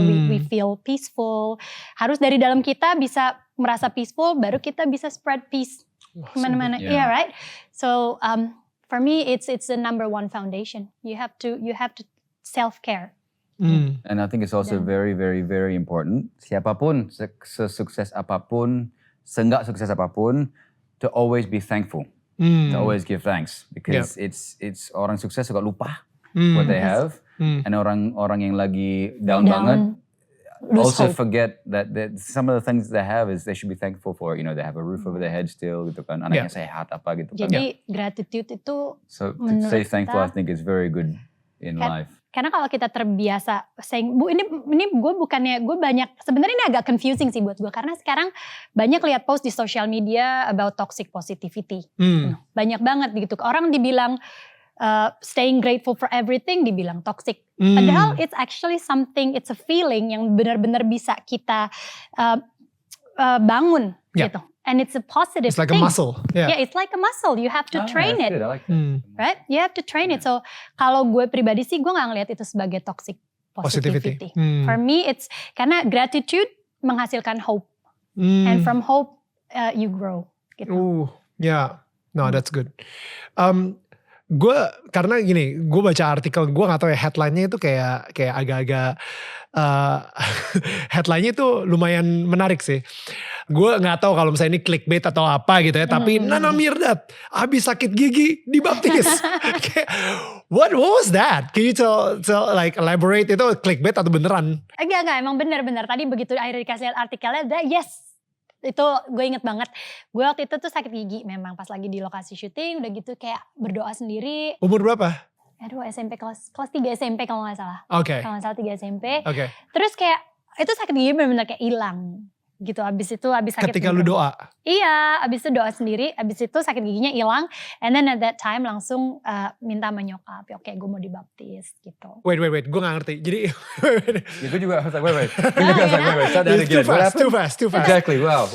Oke, jadi lu lagi shoot. Oke, kita mulai lagi ya. Kita konteksnya aja gitu. Jadi dari awal, lu lagi syuting apa, di mana? Gue lupa syutingnya apa. Oke. Syuting apa? Pokoknya tiba-tiba di lokasi syuting tuh kayak udah nggak tahan. Lu syuting pada dari saat umur berapa itu. emangnya? Dari 15 tahun, Oke. 14-15 tahun. Oke, dan saat itu mungkin sakit giginya itu mengganggu performa lu untuk syuting misalnya. Oke. Ya mengganggu performa gitu. Sementara pada saat itu lagi dibutuhkan banget untuk syuting dan akhirnya berdoa tuh benar-benar minta banget ke Tuhan. Ya ampun Tuhan, ini harus syuting benar-benar. Please, udah gak kuat banget sakit giginya. And then abis itu like amin and just gak berasa udah hilang gitu. Entah kenapa pada saat itu must be a miracle ya gitu. Must be a miracle. And then pada saat itu ada gue ya ampun Tuhan baik banget gitu. Ya ampun Tuhan baik banget. Bener-bener pada saat itu gue ngerasa kayak ask and you shall be given gitu. Yeah. Shall be given to you. Dan pada saat itu gue inget banget itu bener-bener that's how it felt. Gitu. Wow. How was your relationship with God at that time sebenarnya? Ketika lu lagi doa itu sebenarnya lu udah mempunyai intimacy sama Tuhan atau saat itu lu cuman iseng-iseng aja gitu? Kalau gue memang dibesarin dari keluarga memang cukup kuat ya kalau dalam arti the relationship with God itu nyokap semuanya memang selalu bergaulnya juga di lingkungan gereja yang seperti itu. Jadinya memang dari kecil God always feels very close in my heart gitu. Kayak I always know kemana pokoknya gue serahin ke Tuhan. Apapun God is always with me lah. Itu gue selalu percaya itu gitu. Jadi pada saat itu memang secara relationship, of course nobody's perfect. Tapi pada saat itu ya gue memang ngerasa God's with me aja. Gitu, God's with me. Dan kenapa langsung minta dibaptis? Maksudnya kayak apakah emang udah ada keinginan ke arah situ atau lo emang saat itu tiba-tiba oke, Tuhan menjawab doa gue udah sakit gigi gitu dan lain-lain. Enggak, yang keinginannya muncul aja sih pada saat itu kayak gue thankful banget, grateful banget untuk Tuhan dan gue semakin ngerasa bahwa pada saat itu memang presence-nya Tuhan dalam hidup gue memang benar-benar ada dan I think it was time for me untuk dibaptis. What do you mean by that? Presence-nya Tuhan tuh ada kayak banget. Berasa banget gitu. Kayak pas lagi sakit gigi dan lu doa itu atau pas lagi during the whole time? Like kayak lu lagi shooting, lu lagi hidup your phase of life at that time? I think the whole time. Tapi triggernya pada saat itu entah kenapa tiba-tiba kepikiran untuk dibaptis adalah pada saat sakit giginya hilang itu. Gitu. Tapi kalau untuk Tuhan selalu ada sama gue sih, I always felt that. Gak pernah yang kayak gimana. Ya adalah saatnya kita jauh, ngerasa jauh sama Tuhan. Ada saatnya kita ngerasa deket. But at that time memang sakit giginya itu trigger yang benar-benar ngingetin gue bahwa ini loh gue ada di sini buat lo gitu. What happened after you decided to get baptized? How was your relationship with God at the time? Ya masih tetap ya jalan seperti biasa aja sih gue. I did what I did. Tapi memang secara kedekatan gimana sih kalau kita kayaknya udah ngerasa dibaptis tuh kan kayak ngerasa you feel closer. Gak tahu ya itu salah bener apa enggak. Tapi pada saat itu gue ngerasa kayak closer to God. And sampai sekarang ya gitu ada saatnya up and down. Apalagi pada saat teenager tuh. Mulai semakin gede mulai merasa agak menjauh dari Tuhan. Tapi ntar ada kayak dikit-dikit tuh ada aja saatnya kayak disentil sama Tuhan gitu. Diingetin lagi untuk deket sama Tuhan. Pasti ada sampai sekarang. Pernah gak sih kayak lo mungkin ngerasa even though kita nggak sempurna gitu ya. Maksudnya even setelah kita mempunyai relationship itu sama Tuhan atau mungkin setelah dibaptis in your case gitu ya, lu ngerasa berbuat salah yang cukup besar, tapi Tuhan masih menerima lu apa adanya gitu. Kayaknya saat-saat ini sih gue ngerasa kayak gitu. Gue ngerasa kayak maksudnya gini, dengan segala kesibukan, dengan segala gue ya maksudnya ada saatnya gue deket, ada saatnya gue jauh secara spiritual gitu ya terhadap Tuhan gitu. Tapi gue ngerasa kayak ya semua masih tetap kebaikan yang Tuhan kasih ke gue itu tetap gak ada habisnya gitu loh. Jadi itu yang bikin gue ngerasa kayak agak kurang ajar gitu kalau misalnya gue jauh banget gitu loh dari Tuhan. Jadi Ya itu sih yang sampai sekarang masih kadang suka berasa gitu. Kadang gue ngejauh gitu, emang disentil lo kan anak gue gitu loh. Wow, yeah. How do you feel, Drew? I've often said, sering bilang sama orang, it's like sometimes I feel like, kadang-kadang kehidupan tuh nggak adil gitu kan. Karena I see so many people kerja setengah mati, they work so hard at what they do. And kadang-kadang it feels like sometimes the path for me is just kadang-kadang selalu ada aja gitu. And I feel it's like kadang-kadang not fair gitu kan. Kayak doors open for you doors gitu. open for me. Sometimes I'm really hard. I work very hard. Tapi I see people that work way harder than me gitu kan. But then I realize like, wow, thanks. I just realized that always grateful, always thankful. I just feel there's always something there looking out for me all the time, always helping me, always going, no, that one, gitu kan. Kayak, oh wow. And for me and for us, I think bukan hanya what we do, but how do we do that for the kids? How do we ngajarin anaknya untuk juga do the right thing in life juga. And to always be grateful to God. Always be grateful, and to find the right way in life, mentally, emotionally, spiritually, and hopefully successfully in dalam tahap-tahap itu kan. Yeah. So for me, I'm not as open and very vocal soal religion banding keluarga Nana segala kan. But we still try and teach the kids to be very open-minded, be very grateful, very happy in life. Yeah. We try and teach them also, yes, anak kita kan Kristen, but there are also other ways to live life. Orang lain punya pilihan masing-masing lain-lain. Of course. Tapi kan as we said before mengenai kita, how do we teach the kids untuk kontrol diri kita sendiri aja? We are Christians. We live our life this way. Orang lain mau apa ya, it's up to them. And yang penting kita bahagia dalam hidup kita. And we try not to push ourselves the way we think on everybody yang orang-orang nggak mau tahu apa-apa. It's up to them. You live your life as a Christian gitu aja.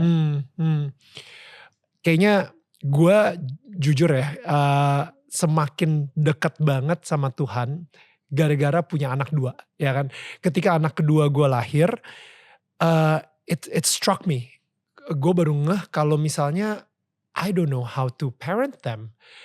I don't know, like selama ini yang gue pelajarin dari bokap nyokap gue, jadinya kayak gue. Gak kayak gitu juga gitu. So akhirnya gue jadi kepikiran gue harus nyari guidebooknya seperti apa nih. Dan di situ sih akhirnya gue mulai jadi minta wisdom dari Tuhan. Gue jadi mulai baca Bible juga. Sampai akhirnya sekarang ini gue hampir tiap hari baca Bible. Karena I need wisdom in parenting. I need wisdom untuk jadi suami yang baik gitu. Untuk ke istri gue. Karena apalagi ngelihat Instagram post and everything, mereka selalu ada quote-quote yang keren-keren gitu menurut gue. Tapi kadang-kadang it's so cuman tren aja gitu. Quote-nya keren karena it rhymes gitu misalnya. But at the same time, this is not from God gitu. It's not the truth gitu misalnya. Jadi sehingga akhirnya gue saking gak tahu mau gimana jadi parents buat mereka, in the end I become more spiritual sih. Dan kalian sendiri, kalian setuju gak sih kalau misalnya parenting itu benar-benar ngerubah kalian 180, it transform you guys gitu. 180 degrees gitu, dari yang Nana sebelum jadi parent seperti apa, Andrew sebelum jadi parent seperti apa, sampai sekarang ini, it's like because of parenting you become such a different person gitu. Semua teman-teman yang kenal saya waktu sebelum nikah, they will agree with you 100%. Karena yang kenalku sebelum nikah sebelum punya anak dan sesudah punya anak, very different. Extremely different. And That as makes you the said, both of us by the way. Iya kan? Dan you're right, nggak ada bukunya, nggak ada bukunya ajarin. Sampai pertama kali gendong bayi aja kayak ini bayi lu, waduh, ditaruh like, bener gak nih? We don't know. We have to have some way of knowing. Dan kalau orang tua kita ngajarin juga, mereka pun they have more experience. Tapi mereka punya waktu itu nggak tahu juga. Tapi itulah kenapa akhirnya gue ngerasa perlu mendekatkan diri sama Tuhan lagi gitu. Perlu mendekatkan diri dan terus mencoba lah gitu. Mencoba untuk selalu jaga hati, mendekatkan diri sama Tuhan. Karena it's a base of parenting juga gitu. Yang kayak lo bilang tadi itu bener banget. Karena gue ngerasa banget gue dibesarin di keluarga yang punya pegangan lah gitu. Jadi ini bener yang orang bilang kalau misalnya lo sejatuh-jatuhnya lo gak akan sampai jatuh banget. Itu tuh bukan maksudnya keadaan situasi di luar, but here gitu. Di hati. Jadi sesusah apapun yang lagi kita rasa, penting untuk tahu bahwa lo selalu dipegang sama Tuhan gitu. Jadi dan gue tumbuh besar sangat nyaman dengan perasaan itu. Jadi dan gue percaya itu juga yang akhirnya mungkin ngebuka jalan gitu. Karena akhirnya di saat lo percaya ya jalannya dibukain buat lo. Di saat lo berpegang terus gitu loh. Nanti akan ada saatnya jalan dibukain. Dan gue pengen anak-anak gue juga bisa tumbuh with that kind of love. Jangan sampai nanti suatu saat nih kan kita pasti akan ngelepas anak kita gitu loh. Dan mereka gak punya pegangan apa-apa, itu yang gue takutin. Gitu. Dan meskipun buat gue mereka gak perlu terlalu religious banget juga, itu gak masalah. Karena buat gue religious is something very personal between you and God. Even if gini, lo mau berdoa tiduran, lo mau berdoa sambil berdiri, it's up to you. Gue gak akan pernah permasalahin itu. Lo gitu. gak permasalahin ritualnya ya? Enggak, ritual buat gue bukan, it's not the first thing. Tapi how you feel with God, itu yang menurut gue. Ya we have a principle, kita gak pernah mau maksa anak untuk mikir A, mikir kayak B, you have to do this, you have to do that. No, we try and teach them the values of the religion and how to live like a Christian, not the routines or the gimana-gimana ya. Jadi mereka kan, I would rather them be kasarnya, I'd rather them not go to church but be really nice to people. Daripada mereka gerejamu tapi semua orang kayak lihat ke bawah apalah. I want them to be truly nice people instead of looking like nice people gitu kan. Ya, makanya we don't force them to do anything. Kita bukan tipe orang tua yang kayak harus duduk lo sebelum makan berdoa dulu. Lo harus berdoa atau sebelum tidur lo berdoa. Gue gak pernah kayak gitu sama anak-anak. I will teach them that it's nice to do that. Tapi pray when you feel like praying. Do you have something to be grateful for today? Then pray. We want them to do it themselves. Kita tetap pasti kita kasih rutin. We say so what we do, so mom does, you know. If you want to do it, it's great. If you don't, okay, we'll see next Maybe tomorrow you feel you want to. Jadi mereka pas gede, pas udah dewasa, they do it because they want to. Ya karena tujuannya adalah mereka harus punya kemauan itu di diri mereka sendiri. Kalau dari kecil mereka udah selalu dipaksain, harus begini against their will all the time, they're not gonna do it begitu nanti mereka lepas dari kita. Gitu. Ya, exactly. Kayak apa yang terjadi dengan gue, to be honest. Right? Yo, pas di Aquinas tuh ketika gue di boarding house, freedom! Emang. Yoi, udah, wah gila, udah gak ada, my parents are not here, udah ngapain gue ke gereja, udah freedom! Emang. You know, party mulu kerjanya. Enggak sih, gue belajar dulu. Gue belajar. Gue inget ketemu lu di perpustakaan deh men, the library. Iya, gue baca mulu. Sorry, nama klubnya library. Iya. Nama klubnya library. Reading club. Bibliotek. Itu lebih possible sih, gue lebih percaya cerita itu. Wah, you're right. After keluar dari situ, it's just right? Karena kan di asrama kan kita kayak mau gak mau diforsir juga kan. We had to go to church and then we had to do. Did you do the morning kan? Morning kan? mass. The morning mass kan. Giliran kita harus jadi the altar boy. Altar boy-nya kan. Jadi kan in my mind, terus another thing yang waktu di sekolah itu kalau kita, biasanya gak pernah nakal sih. If you get attention, gardening. Kalau attention, gardening atau harus nulis Alkitab. Oh really? You have to write out the Alkitab. Oh gue gak separah itu hidup gue. Berarti dia. Gue kan attention mulu. Ketahuan ternyata dia levelnya lebih lagi. Karena kan kita mikir kan si Pak siapa namanya dulu, he's like write out one page of the Bible. It's like ini mah gampang, ini paling 15 menit pulang gue. One page, kelihatan kecil kan, you coba nulis pakai tangan.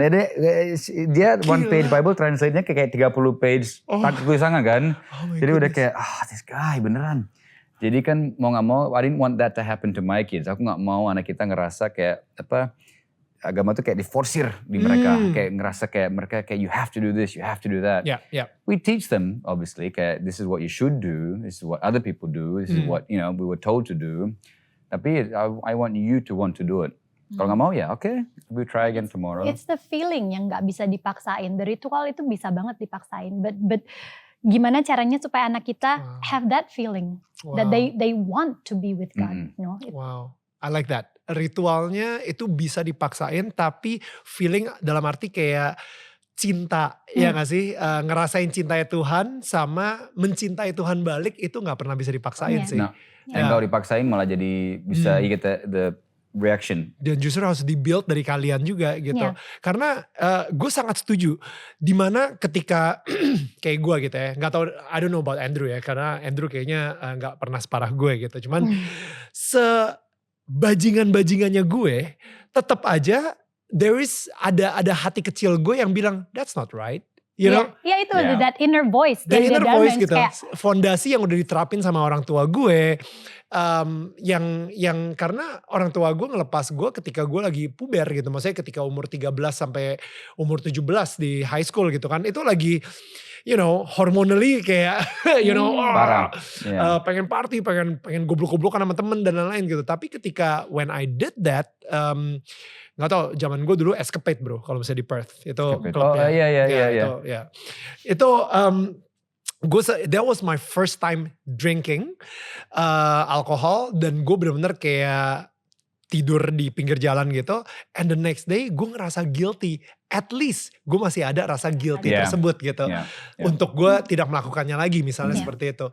Tapi kan kalau misalnya kayak lu bilang kalau fondasinya itu gak ada, udah bablas. Iya, lo udah mau dipaksain ritual kayak apapun juga. Bablas. Karena lu gak punya, apa sih orang bilang hati sanubari mungkin ya. Gitu. Hati sanubarinya tuh di dalam lo gak ada gitu. Jadi percuma kita maksain orang sampai kayak gimana kalau they don't feel it. That's why we try, kita berusaha untuk ngajarin dari kecil. So kayak as a seed ditanam gitu kan. Soal everything in life, prinsip hidup mereka segala macam. Karena kalau kita berusaha ngajarin dan paksain pas mereka udah di umur 15 kayak 16, 17, it's nearly too late. Mereka udah gede gitu kan. You cannot say pas tiba-tiba 17, don't do this. Kan mereka juga what? Kayak harus dari kecil diajarin pelan-pelan, do this. Jadi pas mereka gede, mereka kuliah di luar, kita sebagai orang tua tenang, nyaman, and we know he'll make the right decision. Tiba-tiba teman ngajakin, let's do this yuk. Kayak dia akan, I want to do it. But actually you know what, that's not a good idea. That's what tujuan kita, untuk anak kita bisa tanpa kita, jauh dari kita, they can make the right decision gitu kan. That's so good. It's hard. Yeah, it's hard. Tapi kita berdua tuh mungkin agak aneh ya, tapi kita malah mau anak-anak kita tuh you try everything. Karena menurut kita ya lebih baik kalau memang semua orang pada akhirnya pasti akan nyoba. Gak mungkin gak. Nggak maksudnya nyoba, maksudnya pergi keluar lah. Pastilah di saat mereka. Nggak ke drugs juga dong. No, Nggak, maksudnya you go out with your friends gitu loh. Jangan kayak di rumah aja terus gitu. Karena mendingan kayak you try everything but you have a good, not everything, itu everything salah. You try a lot of things and then you make decision on what's good for your life gitu. Itu yang pengen kita. Yang penting ya as she said, we want him to try life, nyoba. Karena banyak orang yang akhirnya bandelnya telat. Ya, karena baru bebas umur berapa gitu. Ya, lebih kan, ya begitulah. Kok saling lihat-lihatan gitu ya? Dia bilang I want to try everything. No, itu kan salah, maksudnya bukan try everything ke drugs lah. Try a lot of things gitu. Try life. I think try life. That's so good. Kayak contoh dia pergaulan yang agak salah, sempat lah anak-anak SMP kelas 3 SMA kelas 1 kan mulai gaulan yang gimana-gimana. Sekarang balik lagi, pas pandemi juga ya gitu dah. Sempat kayak bilang, oke, aku mau dia pergi sama teman-temannya, dia be home by 8 gitu kan. Tetap pulangnya 10, nggak ada telepon, nggak ada apa. Nah kita kan daripada what have you been, blah blah. Just aja diskusi, hey man, what happened? Jadi kayak what happened? Why? It's like, oh yeah, I know I was wrong gitu kan. Dan kita selalu berusaha untuk not to do this all the time. Right. Lebih ke, you want to talk about something? What happened? Dan karena kita pernah ngerasain sendiri tanpa orang tua, adik-adik zaman dulu belum ada internet. Zaman dulu belum ada telepon handphone ya zaman kita kuliah boarding house ya. Jadi kita umur 12 tahun, 13 tahun harus jalanin puber, jalanin semua frustrasi, jalanin semua kepusingan, emosi sendiri. Ngomong ke teman gak mungkin lah, apalagi ke kakak kelas yang tua-tua, cowok-cowok mana kita bilang, I miss my mom, kan gak mungkin. Adanya diketawain, ditaplok. Jadi, because we went through it, kita tahu beratnya kayak gimana. I think it's good for us, kita bisa translate ke anak-anak kita. So I can say, kadang-kadang dia bangun kesel aja, saya kasih, Jess, it's okay. Kalau kamu bangun tiba-tiba marah, I understand. Kamu lagi kena kuber, hormonmu lagi parah, testosteronmu lagi di mana-mana. It's okay. Wow. Just say it to us. I'm angry today. Okay, no worries. Jadi pas dia pulang daripada dia bilang, lu dari mana ya? Lu kamu tahu mamamu lagi stres, tau gak? Cuman we sat down, it's like, hey, what happened? It's like, no, I know there's something wrong. It's like, yeah, it's okay. These things happen, Just what did you learn, gini. Ya, kayak gitu situ. Jadi we try and build that seed of make him know right and wrong gitu kan. Ya, kadang sebenarnya orang tuh kan marah-marah aja gitu loh, tanpa actually nanya, is there anything that we can do? What happened to you? Right. Are you okay? Kamu lagi stres nggak? Maybe that's why we say that longer. Karena kadang kita pikir yang stres tuh orang tua kita ngerasa stres banget ngebesarin anak. They're actually stressed growing up juga loh. Imagine all the hormones, being a teenager is not easy. That's good. No. Jadi kalau tiba-tiba dia pulang, make one mistake, and then tiba-tiba di-treat kayak wah gitu. Apalagi kita sebagai orang tua yang stres, kalian tuh keluar jadi kayak punching bag kan. Kadang anak-anak jadi punching bag kita kan. Ya. Actually. Atau suami. Sorry, banyak suami di sini yang langsung kayak kena juga gitu. I totally understand how that feel. Gue naik another segment tambah Nana ya. Segmen berikutnya. Dude. Suami tertindas. Suami Kita bikin grup yuk. Ya itu kadang kayak gitu. Kadang orang tua juga gak sadar bahwa kadang emosi yang mereka keluarkan ke anak juga mungkin berlebihan. It's too much gitu. Yeah. Sementara kita gak pernah nanya, how do you feel gitu. What do you want? Gitu. Wow. That's good. Fondasi tadi itu, ini penting banget, makin penting sekarang ini apalagi karena ada social media. Tadi Andrew sempat mention bahwa zaman kita dulu internet aja susah gitu kan, masih ada kayak gitu kan, ada modem. Nyambungnya gitu. Pencet retry 3 kali. Masih gak mau lagi, pencet lagi. Itu kita hidup di zaman fax gitu, masih ada facsimile, fax machine. Dan sekarang ini begitu anak kita lahir, udah langsung ke expose sama handphone dan social media. Dulu kayaknya untuk kita FaceTime aja ke orang tua gitu misalnya ya, itu kayak still in the future somewhere berapa ratus tahun dari sekarang gitu. Tapi ternyata we're living it gitu kan. Jadi fondasi itu justru semakin penting lagi sih untuk ditanam ke anak-anak gitu. Karena kita gak pernah tahu dia ke-expose sama apa pas melalui social media gitu. How do you guys teach your kids, apalagi untuk berbijak dalam bersosial media, bermedia sosial. Gila, ini udah kayak pesan dari pemerintah yang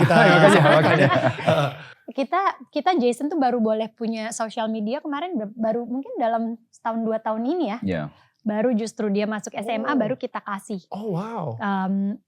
Sarah baru tahun ini. Tapi kita kasih pun bukan karena dia minta apa gimana, dia minta sih, cuman lebih ke kita nggak boleh terlalu egois juga. Karena kita nggak boleh. But the zaman emang berubah. Right. You have to follow the zaman. Jadi daripada larang, you have to find ways to bimbing aja. Jadi cannot larang, nggak mungkin bisa larang. Even sampai sekarang social medianya Jason dan Sarah dua-duanya gue punya gitu. Jadi gue bisa buka anytime all of the DM dan lain-lain gitu. Karena kan itu the most dangerous ya. Gitu. Jadi mereka tetap kita. Dan private, mereka harus private. Hanya teman-teman doang. Jason udah enggak, dia udah nggak apa-apa, nggak private. Sejak kapan? Kok saya gak tahu ini? Oh, dia baru tahu. You gotta stay at home. Makanya, it is difficult. And 2 hal. Pertama ya, lead by example. Talk the talk and walk the walk. Jadi kita harus tunjukin mereka bahwa gak bisa cuma bilang, udahlah jangan terlalu ikut social media. Sedangkan kita gini mulu. Ya kan, jadi we have to talk, lead by example. Kedua, we have to give them advice yang mudah-mudahan yaitu bisa bikin mereka lebih kuat dan lebih pintar bikin decisions in social media juga kan. Gue kemarin sampai sempet ini social media tapi ini lebih ke film, bukan social media sih gitu. Gue nonton film, salah satu film yang lagi digemari remaja-remaja sekarang lah gitu. Gue iseng dan gue nonton. Gue kayak gini, ya Tuhan. I hope Jason ini masih bisa menemukan a good wife gitu. Karena gue ngelihat zaman sekarang it's so different gitu. Maksudnya kayak wah ampun pergaulan mereka dengan dunia sosial media sekarang tuh kayak parah banget.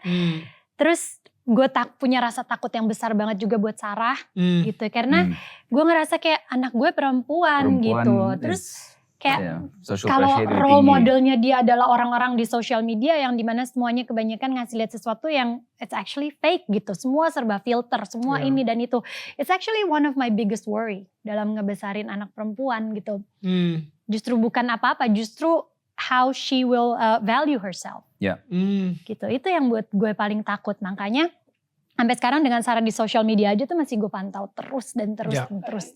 You can pantau, tapi butuh pantau dan juga butuh obviously action gitu kan. So we try to teach Sarah, social media exists, ada lah pasti social media dan penting dan makin ke depan makin dominan social media.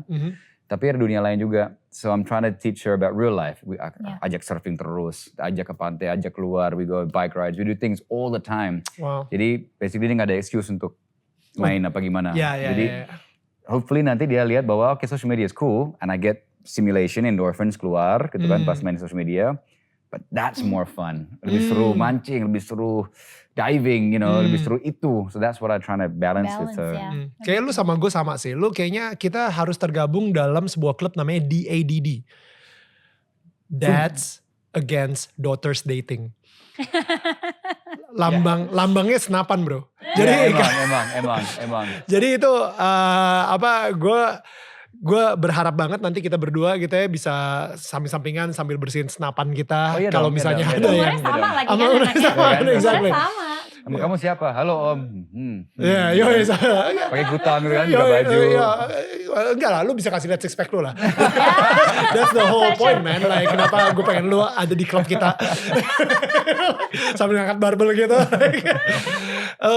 Enggak, tapi balik lagi social media gitu kayak gue lumayan kaget sih lo kayak memperbolehkan si Jason akhirnya punya social media gitu. What is the decision behind that?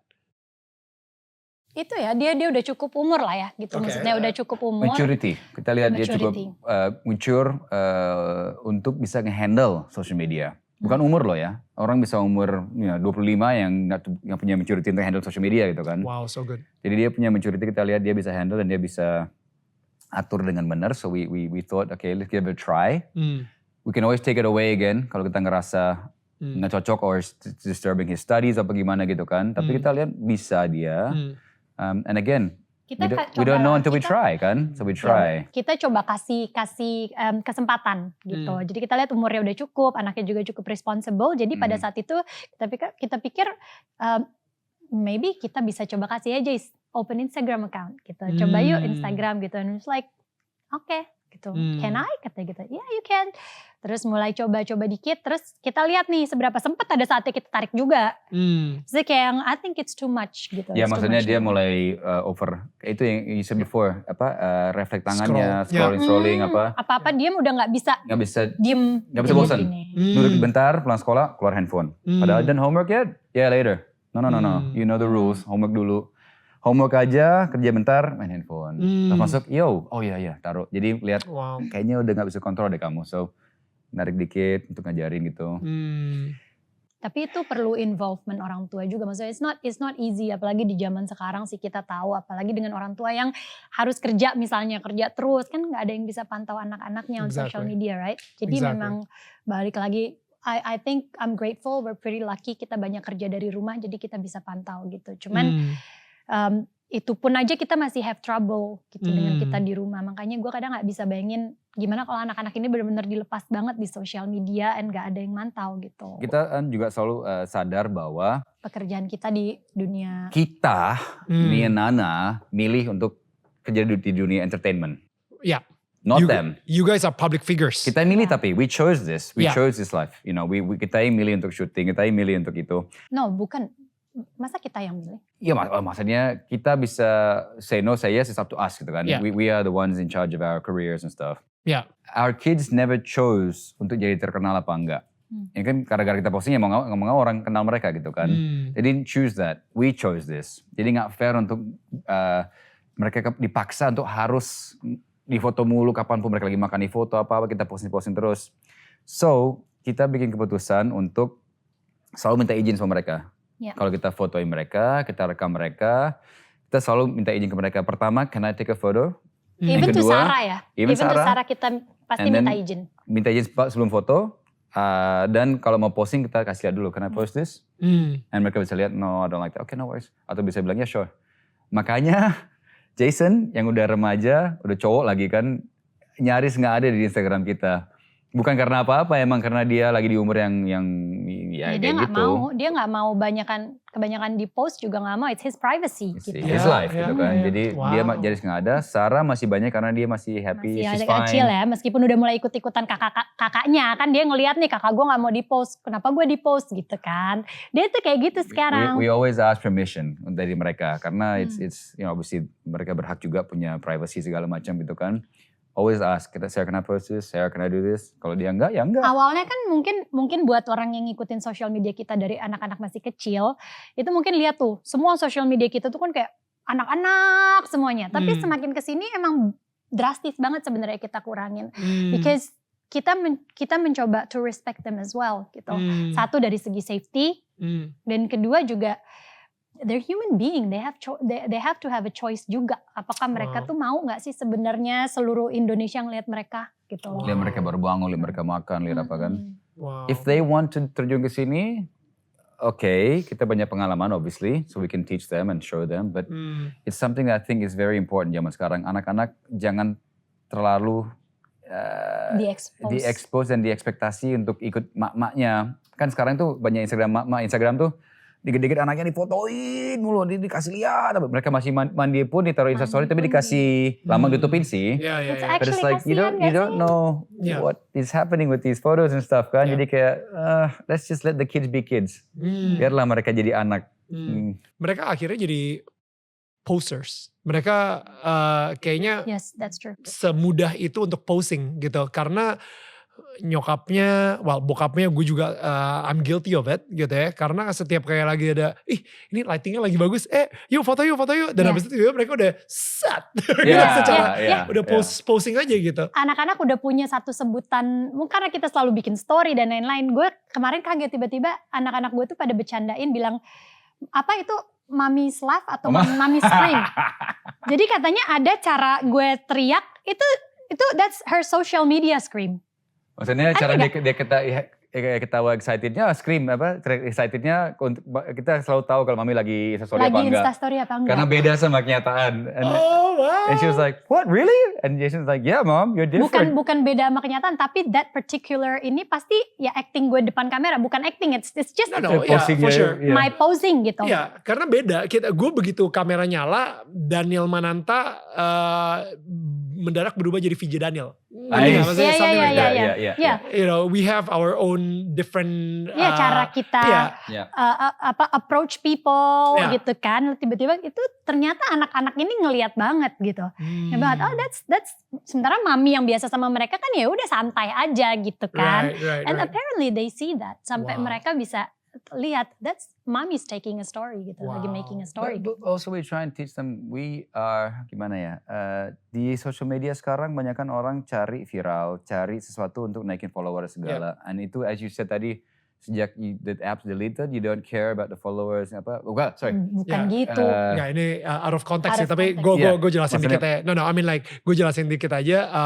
Gue baru bilang sama Andrew sama Nana juga bahwa tadi pas lagi kita break bentar, kalau misalnya gue ngedelete aplikasi Instagram dari handphone gue gitu. Jadi the thing is gue punya 2 asisten.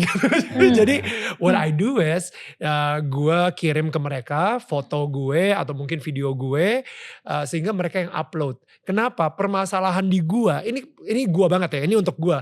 Gue ini orangnya gampang jatuh ke nothing box tadi itu yang kita ngomongin gitu. Dimana ketika gue masuk ketika lagi PW dan lain-lain, gue mulai scrolling, itu gue gak bisa ngeberhentiin diri gue sendiri. Padahal gue tahu otak gue bilang, ini kerjaan lagi banyak, don't get distracted.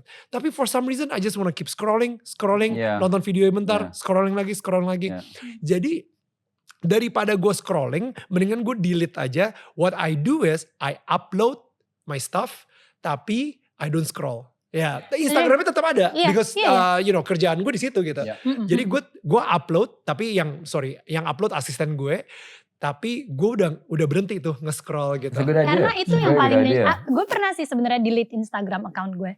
Jadi pada saat itu gue bilang post story, gue bilang I'm sorry gue harus delete Instagram. Banyak yang bilang only for a few days, gue bilang karena that scrolling thing is the most dangerous thing. Yeah. Gitu. Terus karena banyak yang bilang kenapa nggak dibuka aja appnya, nggak bisa. It's too distracting karena kebiasaan kita dikit-dikit scroll, and looking at other people's life all the time. Itu yang akhirnya bikin kita selalu ngerasa kok gue not as good. Kok gue begini gitu, why is she better than me? Kenapa seperti itu tuh? Gila, ini yang ngomong Nana Mirdad loh, by the way, you know, like why am I not as good?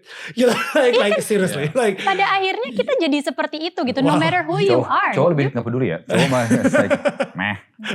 Iya, tapi that's the nature of perempuan. Of human. Of human maybe, tapi mostly maybe ya mungkin laki-laki juga, tapi untuk seorang perempuan kita ini kan sangat kompetitif di dunia kecantikan gitu loh. Apalagi lu punya makeup line juga, right?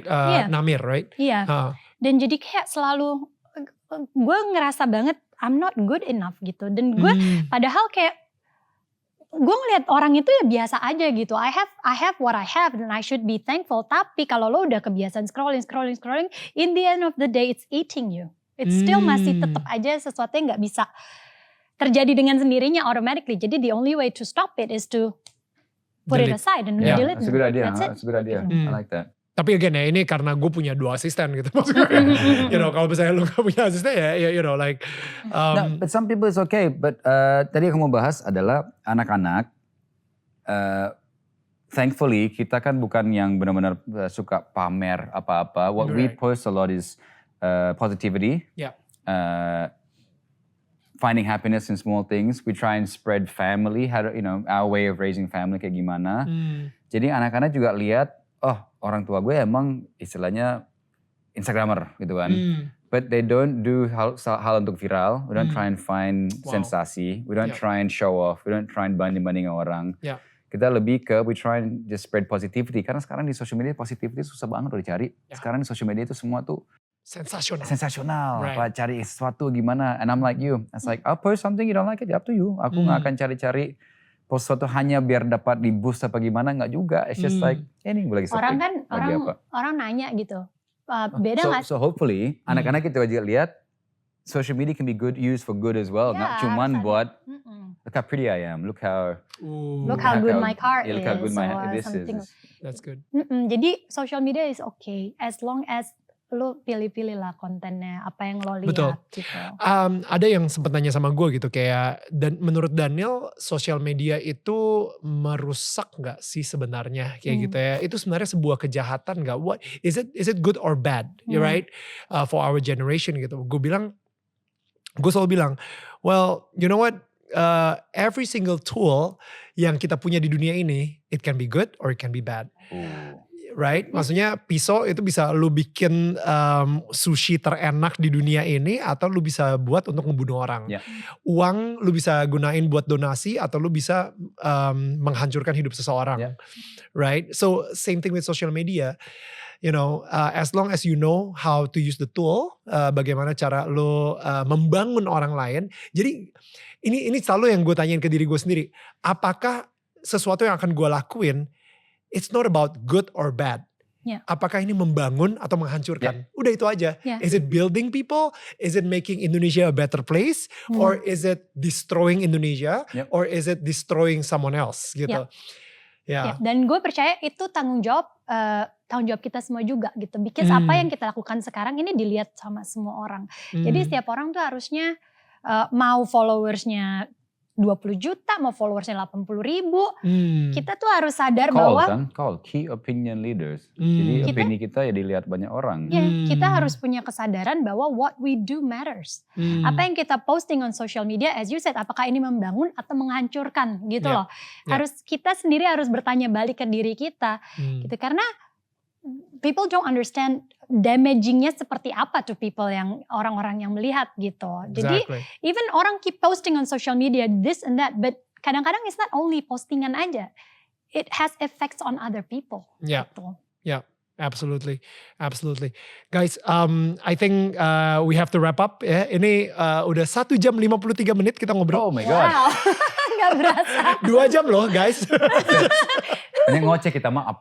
No, I love it. This is so good. Dari kalian semua itu benar-benar kayak values that you guys have. Itu benar-benar berguna banget buat gue dan juga pastinya pada tetangga-tetangga kita juga gitu. We learn so much from you guys. We learn from each other. Yeah, and I think makanya gue gak kaget sih dengan values, dengan fondasi yang kalian punya, kenapa orang-orang bisa ngeliat how authentic you are dan membuat hashtag couple goals itu untuk kalian. You see what I mean? Because like seriously, like I really like your authenticity. Kalian nggak kayak no, everything is just semuanya berbunga-bunga dan lain-lain gitu. Tapi it's just real, it's just authentic, and you're not faking it gitu. And I really enjoy this conversation. Thank you so much. We also enjoyed it so much. Thank you so much. You haven't changed, ya dari dulu ke sekarang sama dia, positif terus. I love it. Thank you. Lu juga. But anyway, kepada semua tetangga kita, kalau misalnya kalian suka banget episode ini dan kalian pengen nge-share ini ke teman-teman kalian karena ini kayaknya bakal valuable banget buat pernikahannya mereka atau mungkin bagaimana cara mereka parenting, bagaimana handle social media untuk anak-anak. I think kita dapat value yang banyak banget dari Andrew dan juga Nana. So guys, yang pastinya kita sebagai tetangga di Indonesia itu selalu menyangga dan bukan menyanggah. I'll see you guys again next week. Bye.